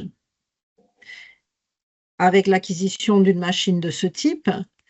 Et on se disait que peut-être c'était ça la solution, que nos transformateurs qui ne font pas que ça, et une machine en plus pour extraire la chair de crabe, dans un temps l'acheter aux pêcheurs à des prix négociés, et ça, je serais tentée de vous dire que ça ne nous regarde pas, c'est de la négo de vente et d'achat, quoi. Mais ça permettrait déjà de créer une filière. Moi, ce que je comprends, c'est qu'aujourd'hui, les pêcheurs le sortent de l'eau et que ça ne rapporte rien. Et non seulement ça ne rapporte rien, mais ça les empêche de pêcher autre chose et ça détruit leur matériel. Donc, ça veut dire que n'importe quel transformateur aujourd'hui qui voit l'intérêt comment dirais-je, l'intérêt que peut lui rapporter la chair de crabe, parce qu'il ne faut pas rêver, les transformateurs qui vont se positionner, c'est ceux qui auront un intérêt à la vendre, la chair de crabe, à la commercialiser, et qui en tireront bien évidemment un bénéfice. Il y a une question de bénéfice là. Est-ce que la solution, c'est pas ça dans un temps et dans un temps court surtout? De soutenir des transformateurs qui se positionnent, qu'on va aider, alors tout type de transformateur, toute forme éligible bien évidemment au fonds, et qui dirait, nous, on veut bien, quoi. On veut bien l'acheter, la machine, on est aidé, on va l'acheter, puis on s'engage. Tu as recoupé ton micro.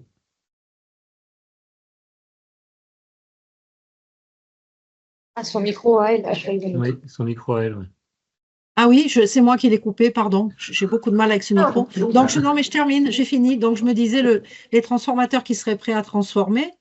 Dans cet appel à projet, on préciserait bien que le crabe bleu, dans un temps 1, il est issu de la façade méditerranéenne et de nos façades. Hein. On n'a pas intérêt à ce que nos transformateurs aillent acheter du produit congelé en Italie ou ailleurs. Donc, ce serait du crabe frais, ce serait du crabe d'ici, et peut-être une démarche à 3 façades. Est-ce qu'on ne peut pas réfléchir à ce genre de choses qui, dans un temps court, peut être finalement réalisé? Je ne sais pas ce que vous en pensez, j'aimerais votre avis, notamment le pêcheur corse. On en a discuté avec PACA et Occitanie. Je crois que la solution, c'est de passer à un niveau supérieur, uniquement le bassin méditerranéen. Alors, la façade méditerranéenne, ça pourrait peut-être nous permettre d'avoir quelques ambitions, mais si on va régler le problème au niveau corse, avec nos 7 malheureux pêcheurs existants, ça n'est pas possible. Il va falloir qu'on se rattache à une autre structure au niveau européen. Et je crois que c'est la piste à explorer. Vous avez entièrement raison. Pour vous donner une indication, le seul transformateur que l'on a actuellement sur l'île fait venir les crabes de Tunisie à 3 € le kilo. Coupé, scindé en 2 et congelé. Inutile de vous dire que ça fait mal. Ça fait mal. Donc, tout l'intérêt, c'est un appel à projet qui partirait peut-être de chez nous, mais qui considérerait que les 3 façades sont concernées en termes de fournisseurs. Et ça peut être un Absolument, parce que là, projet. ouais. Et là, Ouais, on vous est sur un projet représentez, interrégional. On peut travailler à 3 régions, peut-être. absolument. Là, vous représentez quelque chose comme plus de 200 licences anguilles, non? Entre PACA et Occitanie. Je vais Moi, je laisser crois que répondre c'est- les professionnels. Donc, il y a tout intérêt à ce que nous, Corse, on se rattache à ces régions et faire quelque chose, bien sûr, au niveau façade méditerranéenne. Emmanuel, j'ai vu que tu étais non, je sais pas si. Oui, c'était juste pour une 150 licences environ anguilles sur l'Occitanie. Moi, du coup, j'avais une question, c'est déjà, est-ce que vous avez du coup un transformateur un ou plusieurs, hein, qui sont positionnés sur cette idée-là? Et après, moi, la question que j'ai, c'est que je vois très bien l'outil Intergalpa ou autre qui permet d'acheter ce type de matériel, mais par contre, comment on contraint ou on oblige ce futur industriel, une fois qu'il a la machine, à n'acheter, entre guillemets, qu'au local? Si aujourd'hui, déjà en Corse, vous avez quelqu'un, moi je ne connais pas, qui fait venir de Tunisie, c'est ça, si j'ai bien entendu, ça rejoint une des problématiques qu'on avait au C'est le début. modèle de la coopérative. C'est le modèle même de la coopérative. C'est une coopérative, en fin de compte, qu'on demande. Maintenant, tu ne peux pas imposer à un transformateur d'avoir un marché quasi exclusif. Je pense d'ailleurs que tu biaises le marché de la libre concurrence. Il faut être prudent là-dessus. Ça, à mon avis, il y a matière à travailler sur ce sujet-là. Ce dont je parlais tout à l'heure des 3 euros du kilo de la Tunisie, il ne s'agit pas d'une coopérative, mais d'une conserverie. Hein. Et c'est la seule que l'on ait en Corse à l'heure actuelle, c'est la plus importante. Il incorpore le crabe bleu dans ce qu'il confectionne, c'est-à-dire la soupe de poisson. Pas de la bite de crabe, mais de la soupe de poisson. Il les met dans des quantités relativement importantes, mais à un coût auquel nous, on peut pas s'aligner, quoi, du tout. Ouais, en fait, j'allais revenir là-dessus aussi. Chez nous, on a quand même, on est une société qui a vu le potentiel de Scrabble déjà avec ce qui se passe sur l'Occitanie déjà il y a 2 ans ou 3 ans, je pense que ça fait bien 3 ans, qui sont mis avec une entreprise qui fait de la transformation. En fait, ils l'ont transformé en soupe. Le problème, c'est que les palettes, elles restent beaucoup chez cette société-là. En fait, il n'y a pas assez. Ils ont essayé en supermarché, ils ont essayé en supérette, ils ont essayé. En fait, il y a soupe de crabe, il n'y a pas ce débouché-là. Il y est, mais vraiment infime. J'ai peur que, en faisant toutes ces quantités, on ne trouve pas. J'ai peur que si on nous prend je vais vous dire une bêtise, mais sur 100 kilos de crabe, on va nous dire on prend 15 ou 20 kilos pour faire de la chair de crabe transformée qu'on va te payer 20 euros du kilo. Mais tout le reste sur tes 100 kilos, on va te les prendre et on va te les faire passer en soupe à 70 centimes. Donc on en revient à ce que vous venez de dire. Oui, c'est peut-être pas rentable parce que le débouché, il n'est pas forcément. Et je pense que ça va être long pour faire comprendre aux gens. Moi, j'en ai mangé de ce soupe de crabe. C'est très bon. Hein, on ne peut pas dire le contraire. Mais ça ne se vend pas. Chaque fois que je vais voir cette personne que je connais dans la société, je pars avec 2, 3, 4 cartons de soupe à manger, hein, on me les fait cadeau. Donc, la distribution, elle n'est pas évidente. Et la vente non plus. Les gens, ils n'ont pas cette consommation-là. C'est juste pour vous faire une petite aparté là-dessus, parce que pour la chair, je ne sais pas ce que ça peut donner, mais pour la soupe de crabe, et puis bon, ils en font venir au plus rentable. Hein, il y en a qui ça vient de Méditerranée, mais pas que de France quand même. Ça vient quand même de l'extérieur aussi. Bon, c'est juste pour vous éclairer là-dessus. Merci. Merci. Il y a Madame Virginie Michel qui voulait. Oui, je voulais vous répondre tout à l'heure. Vous m'avez dit, est-ce que selon vous, il y a des transformateurs? Ben, nous, on a commencé un peu à réfléchir avec des transformateurs, justement, en se disant que si personne n'est intéressé, c'est totalement inutile de partir sur cet axe-là. Transformer le produit, c'est une chose, le valoriser, c'en est une autre. Donc, on se disait que dans un temps, trouver des transformateurs qui veulent bien valoriser. Mais si derrière tout ça, il peut y avoir des campagnes de communication, de valorisation, des recettes, des chefs, des choses comme ça, c'est aussi sur ça qu'on réfléchit. On se dit que peut-être aujourd'hui, bon, on ne sait pas si la chair de crabe qui vient de la région méditerranéenne, elle va avoir du succès, elle n'en aura pas, on n'en sait rien. Ça, c'est quelque chose qu'il va falloir creuser aussi. Une étude de marché sera sûrement nécessaire. Mais dans un temps, on se disait que déjà partir avec l'idée que ça se transforme, qu'il y a des machines qui peuvent extraire la chair, qu'il y a des transformateurs qui peuvent être intéressés s'ils sont soutenus par acquérir les machines et acquérir le crabe, c'est déjà un pas qui est quand même pas négligeable si on peut lancer ça. Alors, je vous dis pas qu'après, tout le monde mangera de la chair de crabe ou n'en mangera pas. Je viens de voir sur Internet que chez Pétrosian, la chair de crabe royale, elle est à 80 € du kilo en frais. Enfin, en frais, en boîte. En boîte. Alors, le crabe royal, OK, Pétrosian, OK, mais c'est 80 € du kilo. Je veux dire, on ne peut pas partir avec l'idée que personne n'en mangera jamais, que ça n'aura pas de succès, qu'on n'est pas dans la région, on n'en mange pas, tout ça. À l'époque où on vit, ça peut aller très vite, quoi. Ça peut aller vite de convaincre des gens qu'il faut absolument manger ça ou manger ça. C'est bien ce que c'est la politique actuelle. Et puis les circuits courts, tout le monde veut manger les produits qui sont pêchés pas loin de la maison. Ben, c'est l'occasion. La chair de crabe, au lieu de l'acheter asiatique dans les grandes surfaces, on l'achètera méditerranéenne ici. J'entends. Il y a Coralie, Du coup, alors juste avant de passer la parole à Coralie, il y a Thierry qui répondait, qui confirmait finalement un peu ce dire-là en disant qu'il y avait des grands chefs locaux qui n'attendaient finalement que ça, de travailler. C'est aussi ce qu'on nous dit, qu'il y a des grands chefs locaux qui n'attendent que ça. Après, moi, je mets juste un bémol, c'est qu'il y a la niche et il y a le volume. Donc, voilà.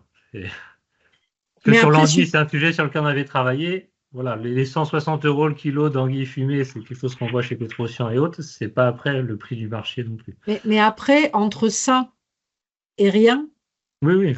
Entre le pêcher pour rien et le vendre 160 € du kilo ou 90 € du kilo, il y a peut-être un bémol au milieu, je ne sais pas. Comment. Et de toute façon, il va bien falloir faire quelque chose. Donc, on se dit que, voilà. Alors, je ne sais pas, entre Coraline et vous. Voilà, Lopé ou Coraline.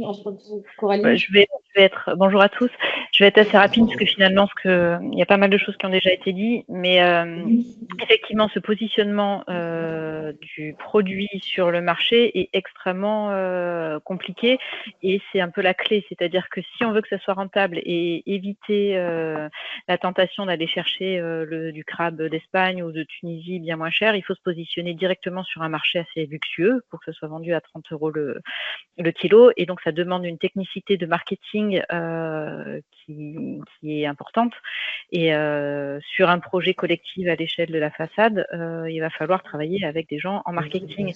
Et côté espagnol, ils ont essayé de travailler avec des chefs, etc., pour le vendre au début, je ne me rappelle plus, en 2019, ça devait être aux alentours de 14-15 € le kilo, et ça n'a pas fonctionné, puisque vu les volumes, d'un coup, il y en avait beaucoup, donc le prix a baissé, et on s'est retrouvé avec des prix à 2-3 € du kilo, et les restaurateurs ne voulaient plus payer 14 ou 15 € du kilo.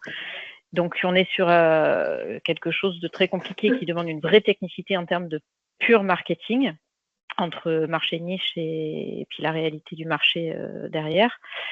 Et voilà, donc c'est un projet en tant que tel, et il y a déjà eu des choses qui sont faites en Espagne, il y a déjà eu des choses en Italie, en Tunisie aussi, et pour l'instant, il n'y a pas une solution miracle, mais en tout cas, c'est la clé du succès ou pas, quoi. En Corse aussi, depuis 2022, il y a un chef qui fait de la soupe et ça ne marche pas non plus. Enfin, du moins, il n'a pas l'écoulement suffisant. Bien intervenir.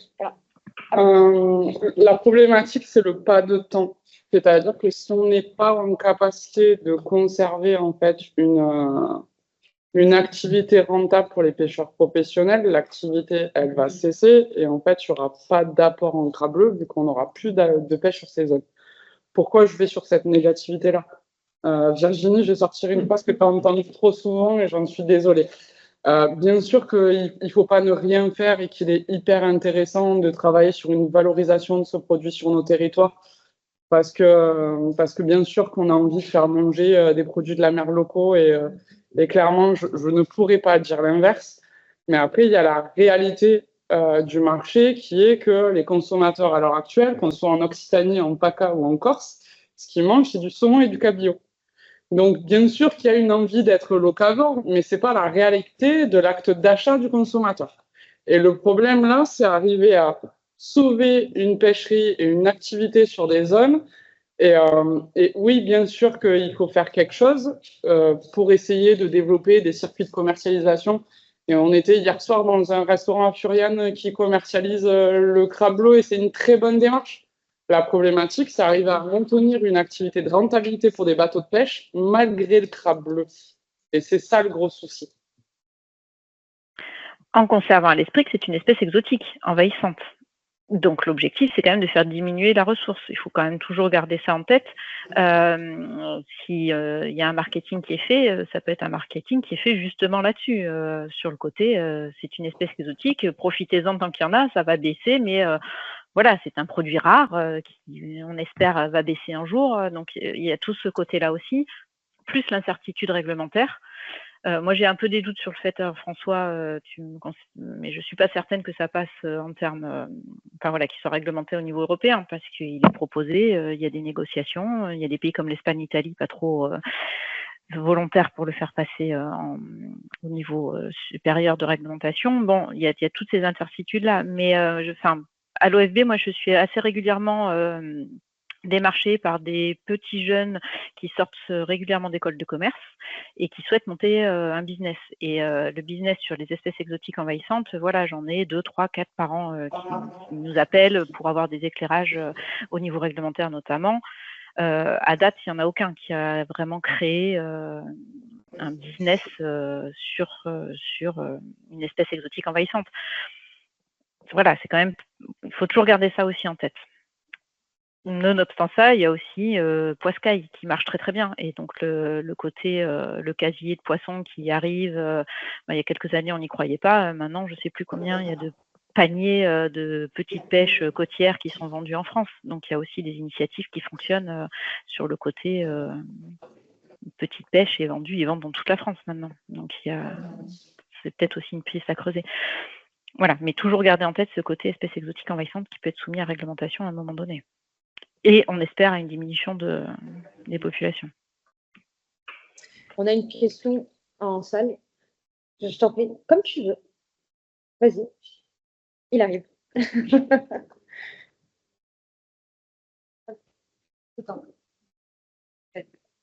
Bonjour, du coup, je me suis encore présenté. Maxime Rosier, je travaille, je suis alternant au comité régional des pêches maritimes de Corse et je suis encore étudiant du coup en master à l'Université de Corsica. Moi, j'avais une petite remarque, question à la fois, parce que certains d'entre vous pourront peut-être répondre.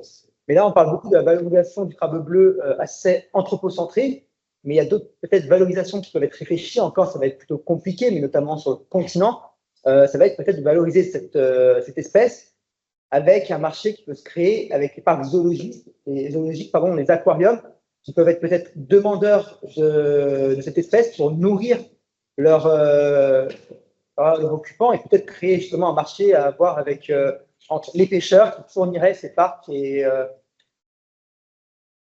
non transformés. Ça éviterait de passer par une transformation qui peut être coûteuse, peut-être pas assez bénéfique parce qu'il n'y a pas assez de personnes qui sont volontaires de manger ce crabe, alors qu'on a peut-être des animaux en aquarium qui pourraient être nourris de cette manière en leur donnant soit le crabe de manière coupée en deux pour qu'ils puissent décortiquer ou d'autres techniques. Voilà, c'est une petite remarque qui peut être intéressante à explorer. Après, savoir directement aussi créer un lien avec les pêcheurs qui pourraient vendre directement leurs marchandises, mais à des parcs ou aquariums. Comment? Ils vont pas probablement pas avec Plankton.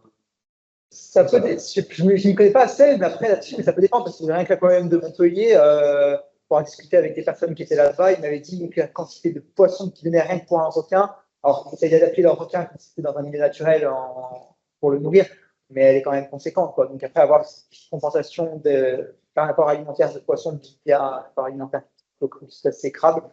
Ça compense, mais à voir, ça peut peut-être compenser ou moins, du moins participer à une diminution, ça peut être une voie à explorer. Oui, effectivement. Merci. Alors, je ne sais pas si certains voulaient réagir à cette remarque. Moi, j'ai quand même un souvenir notamment des aquariums chez nous, où alors je ne suis pas expert, mais j'ai cru comprendre que ce n'est pas si simple que ça de faire entrer dans des aquariums des produits, c'est-à-dire non contrôlés, sur lequel on est sûr qu'on ne va pas introduire des maladies pour des aquariums, des bassins et ainsi de suite. Donc, au-delà du volume, il y a aussi beaucoup de contraintes qui veulent être en général assez sûrs de la qualité des produits qu'ils amènent d'un point de vue sanitaire, quoi. Je me dois aussi d'être garante du temps parce qu'il y en a beaucoup qui vont reprendre des bateaux et des avions. Donc, on finit à 16 heures, donc il nous reste quand même encore un peu moins de 20 minutes. Il y a des sujets. Ah oui, non, mais oui, en visio, il nous reste une vingtaine de minutes. Après, il faudra qu'on coupe pour prendre le bus. Donc, du coup, s'il y a encore des sujets que vous souhaitez aborder. J'ai juste une petite remarque, s'il vous plaît, Virginie, région Sud. Ah oui, pardon. Pardon, non, mais rapide, très très vite, je vais arrêter parce que j'ai beaucoup parlé. Les espèces exotiques envahissantes, hier, vous disiez qu'il y a un rapport du ICN, ou alors j'ai pas compris, qui dit que ça ne disparaît jamais. C'est ce qu'on disait hier sur le rapport UICN, sur les espèces qui arrivent chez nous. Oui, On en disait que milieu, particulièrement en milieu marin, effectivement, ça on ne n'a disparaît. quasiment pas de cas d'éradication. Voilà. Donc ça voudrait dire que En tout cas, par intervention humaine. Voilà, on ne sait pas faire d'éradication en milieu marin par intervention humaine. Il peut y avoir des baisses drastiques de population parce qu'il y a un virus, il y a un prédateur, il y a des choses qui se modifient dans le milieu, mais rarement à l'homme. Il y a un seul cas connu et c'est parce que des gens ont balancé de la javel dans un port. Oui, alors là, évidemment, si on balance de la javel tout de suite, le problème se résout. En 90 et maintenant on ne peut plus faire ça. Et donc, je me disais, juste pour clore cette truc-là, donc nous, on réfléchit, la commercialisation, la valorisation, comment on peut faire. Là, on va se laisser dans 30 minutes. C'est quoi la solution rapide? Selon tous les gens qui sont avec nous aujourd'hui, enfin hier, aujourd'hui, si on ne va pas vite pour commercialiser, si on ne va pas vite pour aider les pêcheurs à le sortir de l'eau et en sortir un revenu, c'est quoi la solution immédiate? Moi, je suis à la région Sud, je me dis, en tant que collectivité régionale, c'est quoi? On gère des fonds européens, on gère des fonds régionaux, c'est quoi notre action rapide? Voilà, j'aimerais une réponse là, avant qu'on ait terminé. Qu'est-ce que vous voyez comme solution à 3 mois ou à 6 mois? Merci. Il y a une réponse. Merci. Bonjour à tous, Erleman Anthony, je suis vice-président du comité des pêches PACA.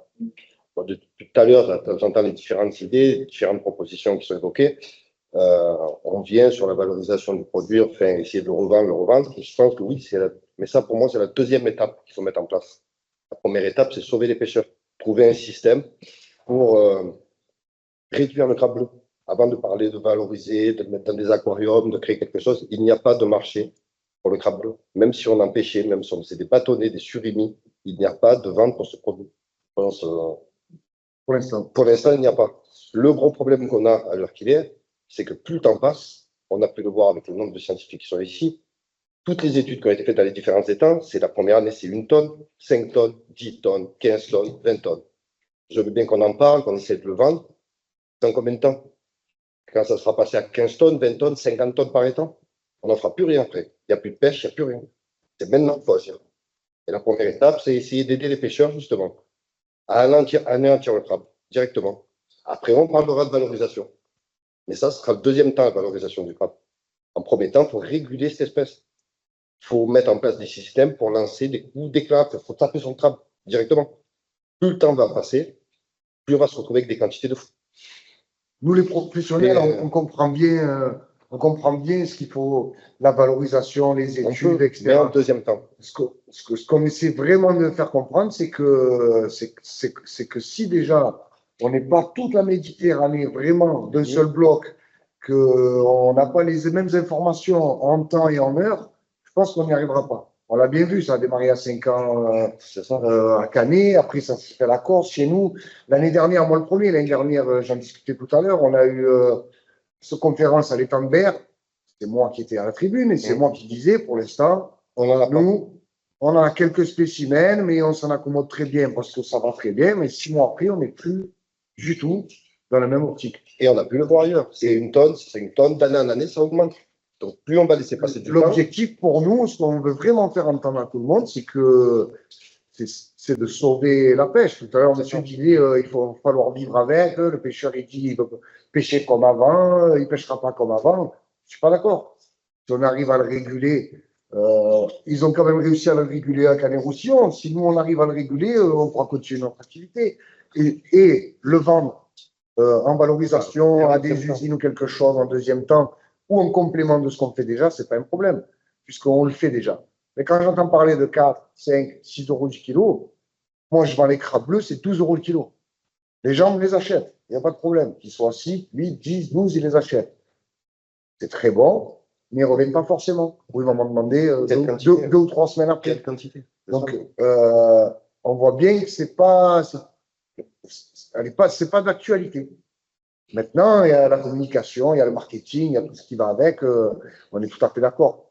Mais le but principal, c'est de nous aider à nous à pérenniser notre activité, qu'on reste là où on est. Je n'ai pas investi 20 ans de ma vie à coudre des filets pour les donner en pâture au crabe. Et je ne vais pas passer 20 ans à construire le matériel que j'ai pour pêcher les crabes. On veut bien faire un juste milieu entre les deux, être financé, faire du matériel, consacrer quelques journées de pêche. Si on se met tous quelques journées chacun de pêche au crabe bleu, eh ben, on va arriver à la réguler, c'est pas un problème. Il n'y en aura pas plus que ce qu'on peut pêcher, de toute façon, c'est notre métier. Mais il faut nous donner les moyens de pêcher, que ce soit avec des verres bleus ou avec d'autres systèmes. On en a parlé chez nous déjà, j'en ai parlé dans la salle à quelques personnes. On a d'autres idées. Le problème, c'est que l'administration ne veut pas nous suivre. Il y a de la paperasse, il faut demander au centre de sécurité, il faut demander à droite, il faut demander à gauche. Ça prend 1 an, ça prend 1 an et demi, ça prend 2 ans. On a des solutions. C'est notre métier de pêcher. Si, je sais pas, partout vous entendez, ils ont exterminé le thon, ils ont exterminé le merlu, ils ont exterminé le merlin, ils ont exterminé ci, exterminé ça. Et là, on veut exterminer cette espèce-là. Il n'y a personne qui veut nous donner les moyens de le faire. C'est ça. En fait, le problème, il est là. Il ne faut pas se cacher derrière. On est des assassins, des tueurs, etc., etc. Et quand on veut exterminer une espèce, on dit non, vous ne pouvez pas, vous n'avez pas le droit. On ne vous donne pas les moyens de le faire. Donc, nous, on aimerait que tout le monde réfléchisse là-dessus. Les suivre, faire le suivi, tout ça, c'est tout à fait normal. Mais nous, on a besoin de continuer à vivre. D'action et rapidement. Rapidement. Tout simplement. Et le plus rapide, c'est de nous écouter à nous, je pense. On est sur le terrain. On a l'évolution. Et on a de quoi faire. On a de quoi faire des essais. On a de quoi donner de notre temps pour voir ce qui marche et ce qui ne marche pas. On l'a déjà fait, nous, pour les tambers. Les autres pêcheurs l'ont déjà fait aussi un peu de partout. En tant que Jean-Claude, ça fait 2 ans qu'il travaille gratuitement. Bon, on ne va pas dire, excuse-moi Jean-Claude, il n'est pas loin de la retraite. Mais bon, les jeunes de chez nous qui ont pris des bateaux il y a 1 an, 2 ans, 3 ans, qui ont des crédits et tout, on ne peut pas leur demander de se jeter à fond là-dedans et d'investir et de mettre un peu de leur poche et de casser leur matériel. C'est pas possible. Donc, encore une fois, donnez-nous les moyens d'arriver à le réguler correctement. Et on a des idées et on a des moyens de le faire. Mais, excusez-moi, hein, on parle cru, mais c'est une question d'argent. Donc, trouvez des fonds, débrouillez-vous un fonds à droite, à gauche, un vert, un bleu, un jaune, mais mettez tout en groupe ensemble au niveau national et aidez-nous. Parce qu'on va. Juste pour être sûr d'avoir. tiendra pas. Juste pour être sûr d'avoir bien compris au niveau du curseur, du coup, la demande, elle est sur une capacité financière pour vous fournir du matériel, en gros, pour acheter du matériel, ou c'est aussi pour, je veux dire, payer des journées, je ne sais pas comment le dire, pour faire des opérations coup de poing, qui est une des solutions aussi envisagées par certains. Les deux se rejoignent et c'est une des solutions. Maintenant, si on m'achète du matériel, on me fournit du matériel que je vais monter, parce que je ne peux pas demander à quelqu'un de monter un filet qui ne va pas pêcher, qui ne l'a jamais fait. Et si après j'ai l'usure de mon moteur, l'usure de mon bateau, mon essence, mon matelot, mes charges, il faut bien comprendre que je veux bien aller faire le guignol à pêcher des crabes, mais il faut quand même que ce soit rentable. Je ne vais pas mettre ma vie professionnelle et familiale en péril pour faire plaisir. C'est pas possible. Non, mais on ne d'accord. demande pas à gagner 2500 € par jour de sortie. On n'en est pas là. On demande que ce soit, on ne perd pas nos journées et on peut faire des choses. Il faut qu'on soit un minimum. Si on a des aides, on peut réunir des pêcheurs, mais il faut bien comprendre qu'à l'heure d'aujourd'hui, on ne peut pas aller voir les pêcheurs. Venez bousiller votre matériel que vous avez accumulé depuis 20 ans, gratuitement. Il faut anéantir le crabe en attendant qu'on trouve de nouveaux marchés, bien sûr, qui prennent 1 an, 2 ans, 3 ans. Non, on ne peut pas. Non, mais j'entends. C'est un peu. On va s'en occuper du crabe. Non, mais c'est un peu ce que j'ai essayé de dire en introduction. Donc, en gros, la demande, pour résumer, elle est sur la fourniture de par les collectivités au sens très large, hein, État, tout ce qu'on veut. Votre demande, elle est de fournir du matériel et d'indemniser un minimum pour les jours que vous consacrez à réduire ces populations-là. Et je vois qu'il y a Jean-Claude qui voulait réagir. Je pense qu'on est tous dans le même cas. Bon, Jean-Louis qui nous fait signe de la tête, mais c'est où? Et il y a Jean-Claude aussi, je crois, qui veut intervenir. Ouais. Allume ton micro, Jean-Claude. Oui. J'espère que je ne serai pas vexé, Jean-Claude, pour la retraite. C'est bon? Oui, c'est bon. Ça marche là? C'est bon. Ah. Et j'ai 30 ans, moi. Hein. Ah, mais c'est le sel qui fait ça, j'avais oublié. Bon. Nous, on s'est aperçu que les crabes, il faut les attaquer d'entrée, quand ils sont petits. C'est ça. Vous voyez, je veux dire. Alors, quand ils sont petits, on ne peut pas les vendre quand ils sont petits.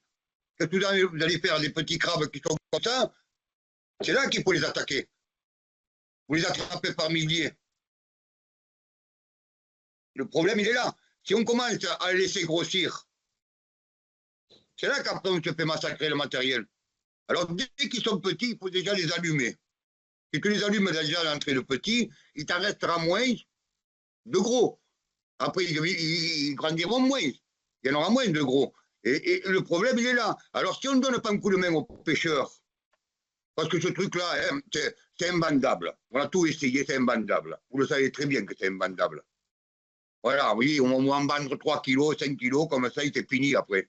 Voilà. Et les gens, ils aiment, je veux dire, moi, ils aiment, mais c'est imbandable, point, c'est tout. Alors, dans l'Èbre, ils sont à 1,20 €. Qu'est-ce qu'on va faire, nous? Mais il faut donner un petit coup de main. Un petit, mais un geste aux pêcheurs pour qu'ils les enlèvent le plus possible. Et en plus, leur donner un peu de matériel pour qu'ils fassent ça. Et après, ça ira un peu mieux. Moi, je pense que nous, on y est arrivé à les éradiquer un peu. On a travaillé, hein. On a travaillé 2 ans pour rien, hein. Jean-François, il peut le dire, hein. C'est vrai ou pas, Jean-François? Oui, oui. Hein, il a fallu du temps pour que l'étude et les financements arrivent. Mais il a fallu du temps, il a fallu se battre pour pouvoir. Mais je vois que quand même, il y a beaucoup de monde autour là. C'est des gens quand même qui, ils ont des épaules un peu hautes, ils peuvent aller un peu plus haut. Il faut donner un petit coup de main aux pêcheurs, c'est tout.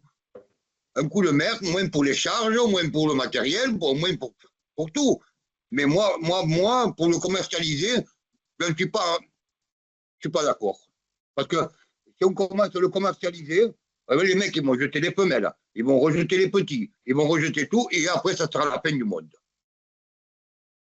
C'est certain, à 30 € le kilo la chair de crabe, le premier qui sait qu'il va vendre 100 kilos par jour de chair de crabe, il va acheter les femelles grainées à la mer.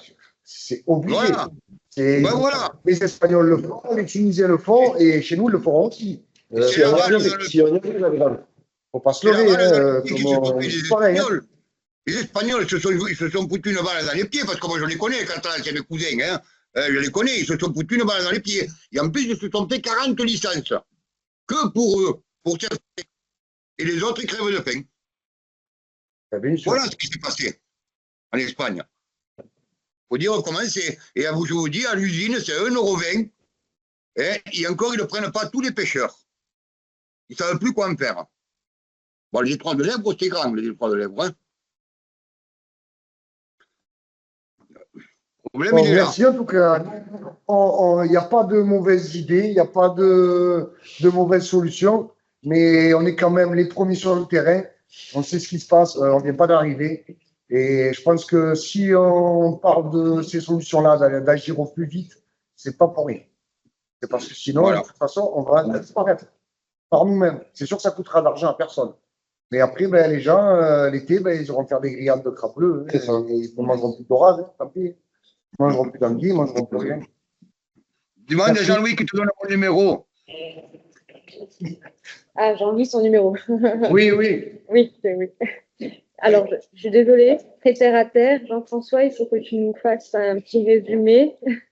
Non, mais je pense qu'on a abordé pas mal de sujets, mais pour le coup, si on est sur l'interrogation, la demande de la profession, J'ai envie de dire, je peux répéter ce qu'on vient de dire. La conclusion, elle est assez, je pense, assez claire. L'enjeu après, dans ce cas-là, si c'est une voie qui est validée, bah, c'est des problématiques réglementaires et financières pour les collectivités, quoi. Voilà, je ne sais pas comment elles peuvent régler ça. Je suis serein, c'est pas moi la collectivité. Mais c'est vrai que c'est l'enjeu qui est difficile. Voilà. Après, ce que moi j'espère en tout cas, et ce qui peut aider les collectivités, c'est que les travaux qui ont été quand même démontrés hier, si on revient un peu sur la journée d'hier, c'est que je pense qu'on sait un peu mieux quand cibler ou cibler. Donc on peut espérer être plus efficace par tous les travaux qui ont été menés par les scientifiques et les pêcheurs depuis quelques années. On vous remercie. Merci Jean-François, merci Jean-Claude d'être connecté, d'avoir pu participer malgré que j'étais en vidéo avec nous. On aurait préféré vous avoir en présentiel. Du coup, merci beaucoup à l'ensemble des personnes ici présentes. Je tenais à remercier l'étude environnement. Grâce à Frédéric, nous avons la visio aujourd'hui. Ce n'était pas prévu. Mais voilà, du coup, on a pu échanger ensemble et merci. Et du coup, l'ensemble de ces 2 journées, en fait, ont été enregistrées. Il y aura une synthèse qui sera produite. Laurent est connecté, Laurent Basilico qui va nous aider parce qu'on ne pouvait pas être à l'organisation, suivre, présenter. On a fait appel là aussi à une personne extérieure pour nous aider à capitaliser tout ça. Il y aura les présentations aussi. Donc pour les personnes qui ont fait des présentations, n'hésitez pas à me donner des versions finales que vous souhaitez. Si ça a été plus écourté ou n'hésitez pas à refaire. Et ensuite, voilà, je pense que c'est une histoire de 2 mois et on prévoit donc à l'issue de la synthèse de pouvoir faire remonter. L'idée, c'était de sortir dans cette synthèse aussi des éléments qui puissent être remontés au niveau ministériel et pouvoir avoir des échanges et essayer d'avancer. Il a été question aussi d'échanger sur le dépôt d'un projet, alors peut-être de TIF Life, où on serait en interrégional, voire international, donc au moins les pays voisins pour essayer de travailler ensemble. On l'a bien entendu, on a été contents qu'il fallait qu'on ait un travail collectif pour aller plus vite.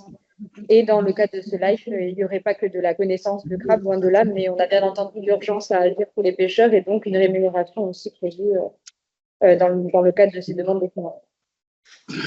On va essayer de retranscrire tout ça et de vous le faire passer au plus vite. C'est pas fini, c'est que le début. Il y aura une 4e conférence, on l'espère avec des avancées par contre en termes de l'action de pêche. Voilà. Je vous remercie à tous et toutes et je suis désolée mais il va y avoir on va devoir partir et je vais devoir débrancher mon ordinateur. Et merci à toi, j'en profite Marie, pour toute l'organisation, parce que je sais qu'il a passé beaucoup d'énergie et beaucoup de temps, et je pense que tu vas bien dormir ce soir. Merci Marie. À la prochaine. Au revoir. Ça va, à très bientôt.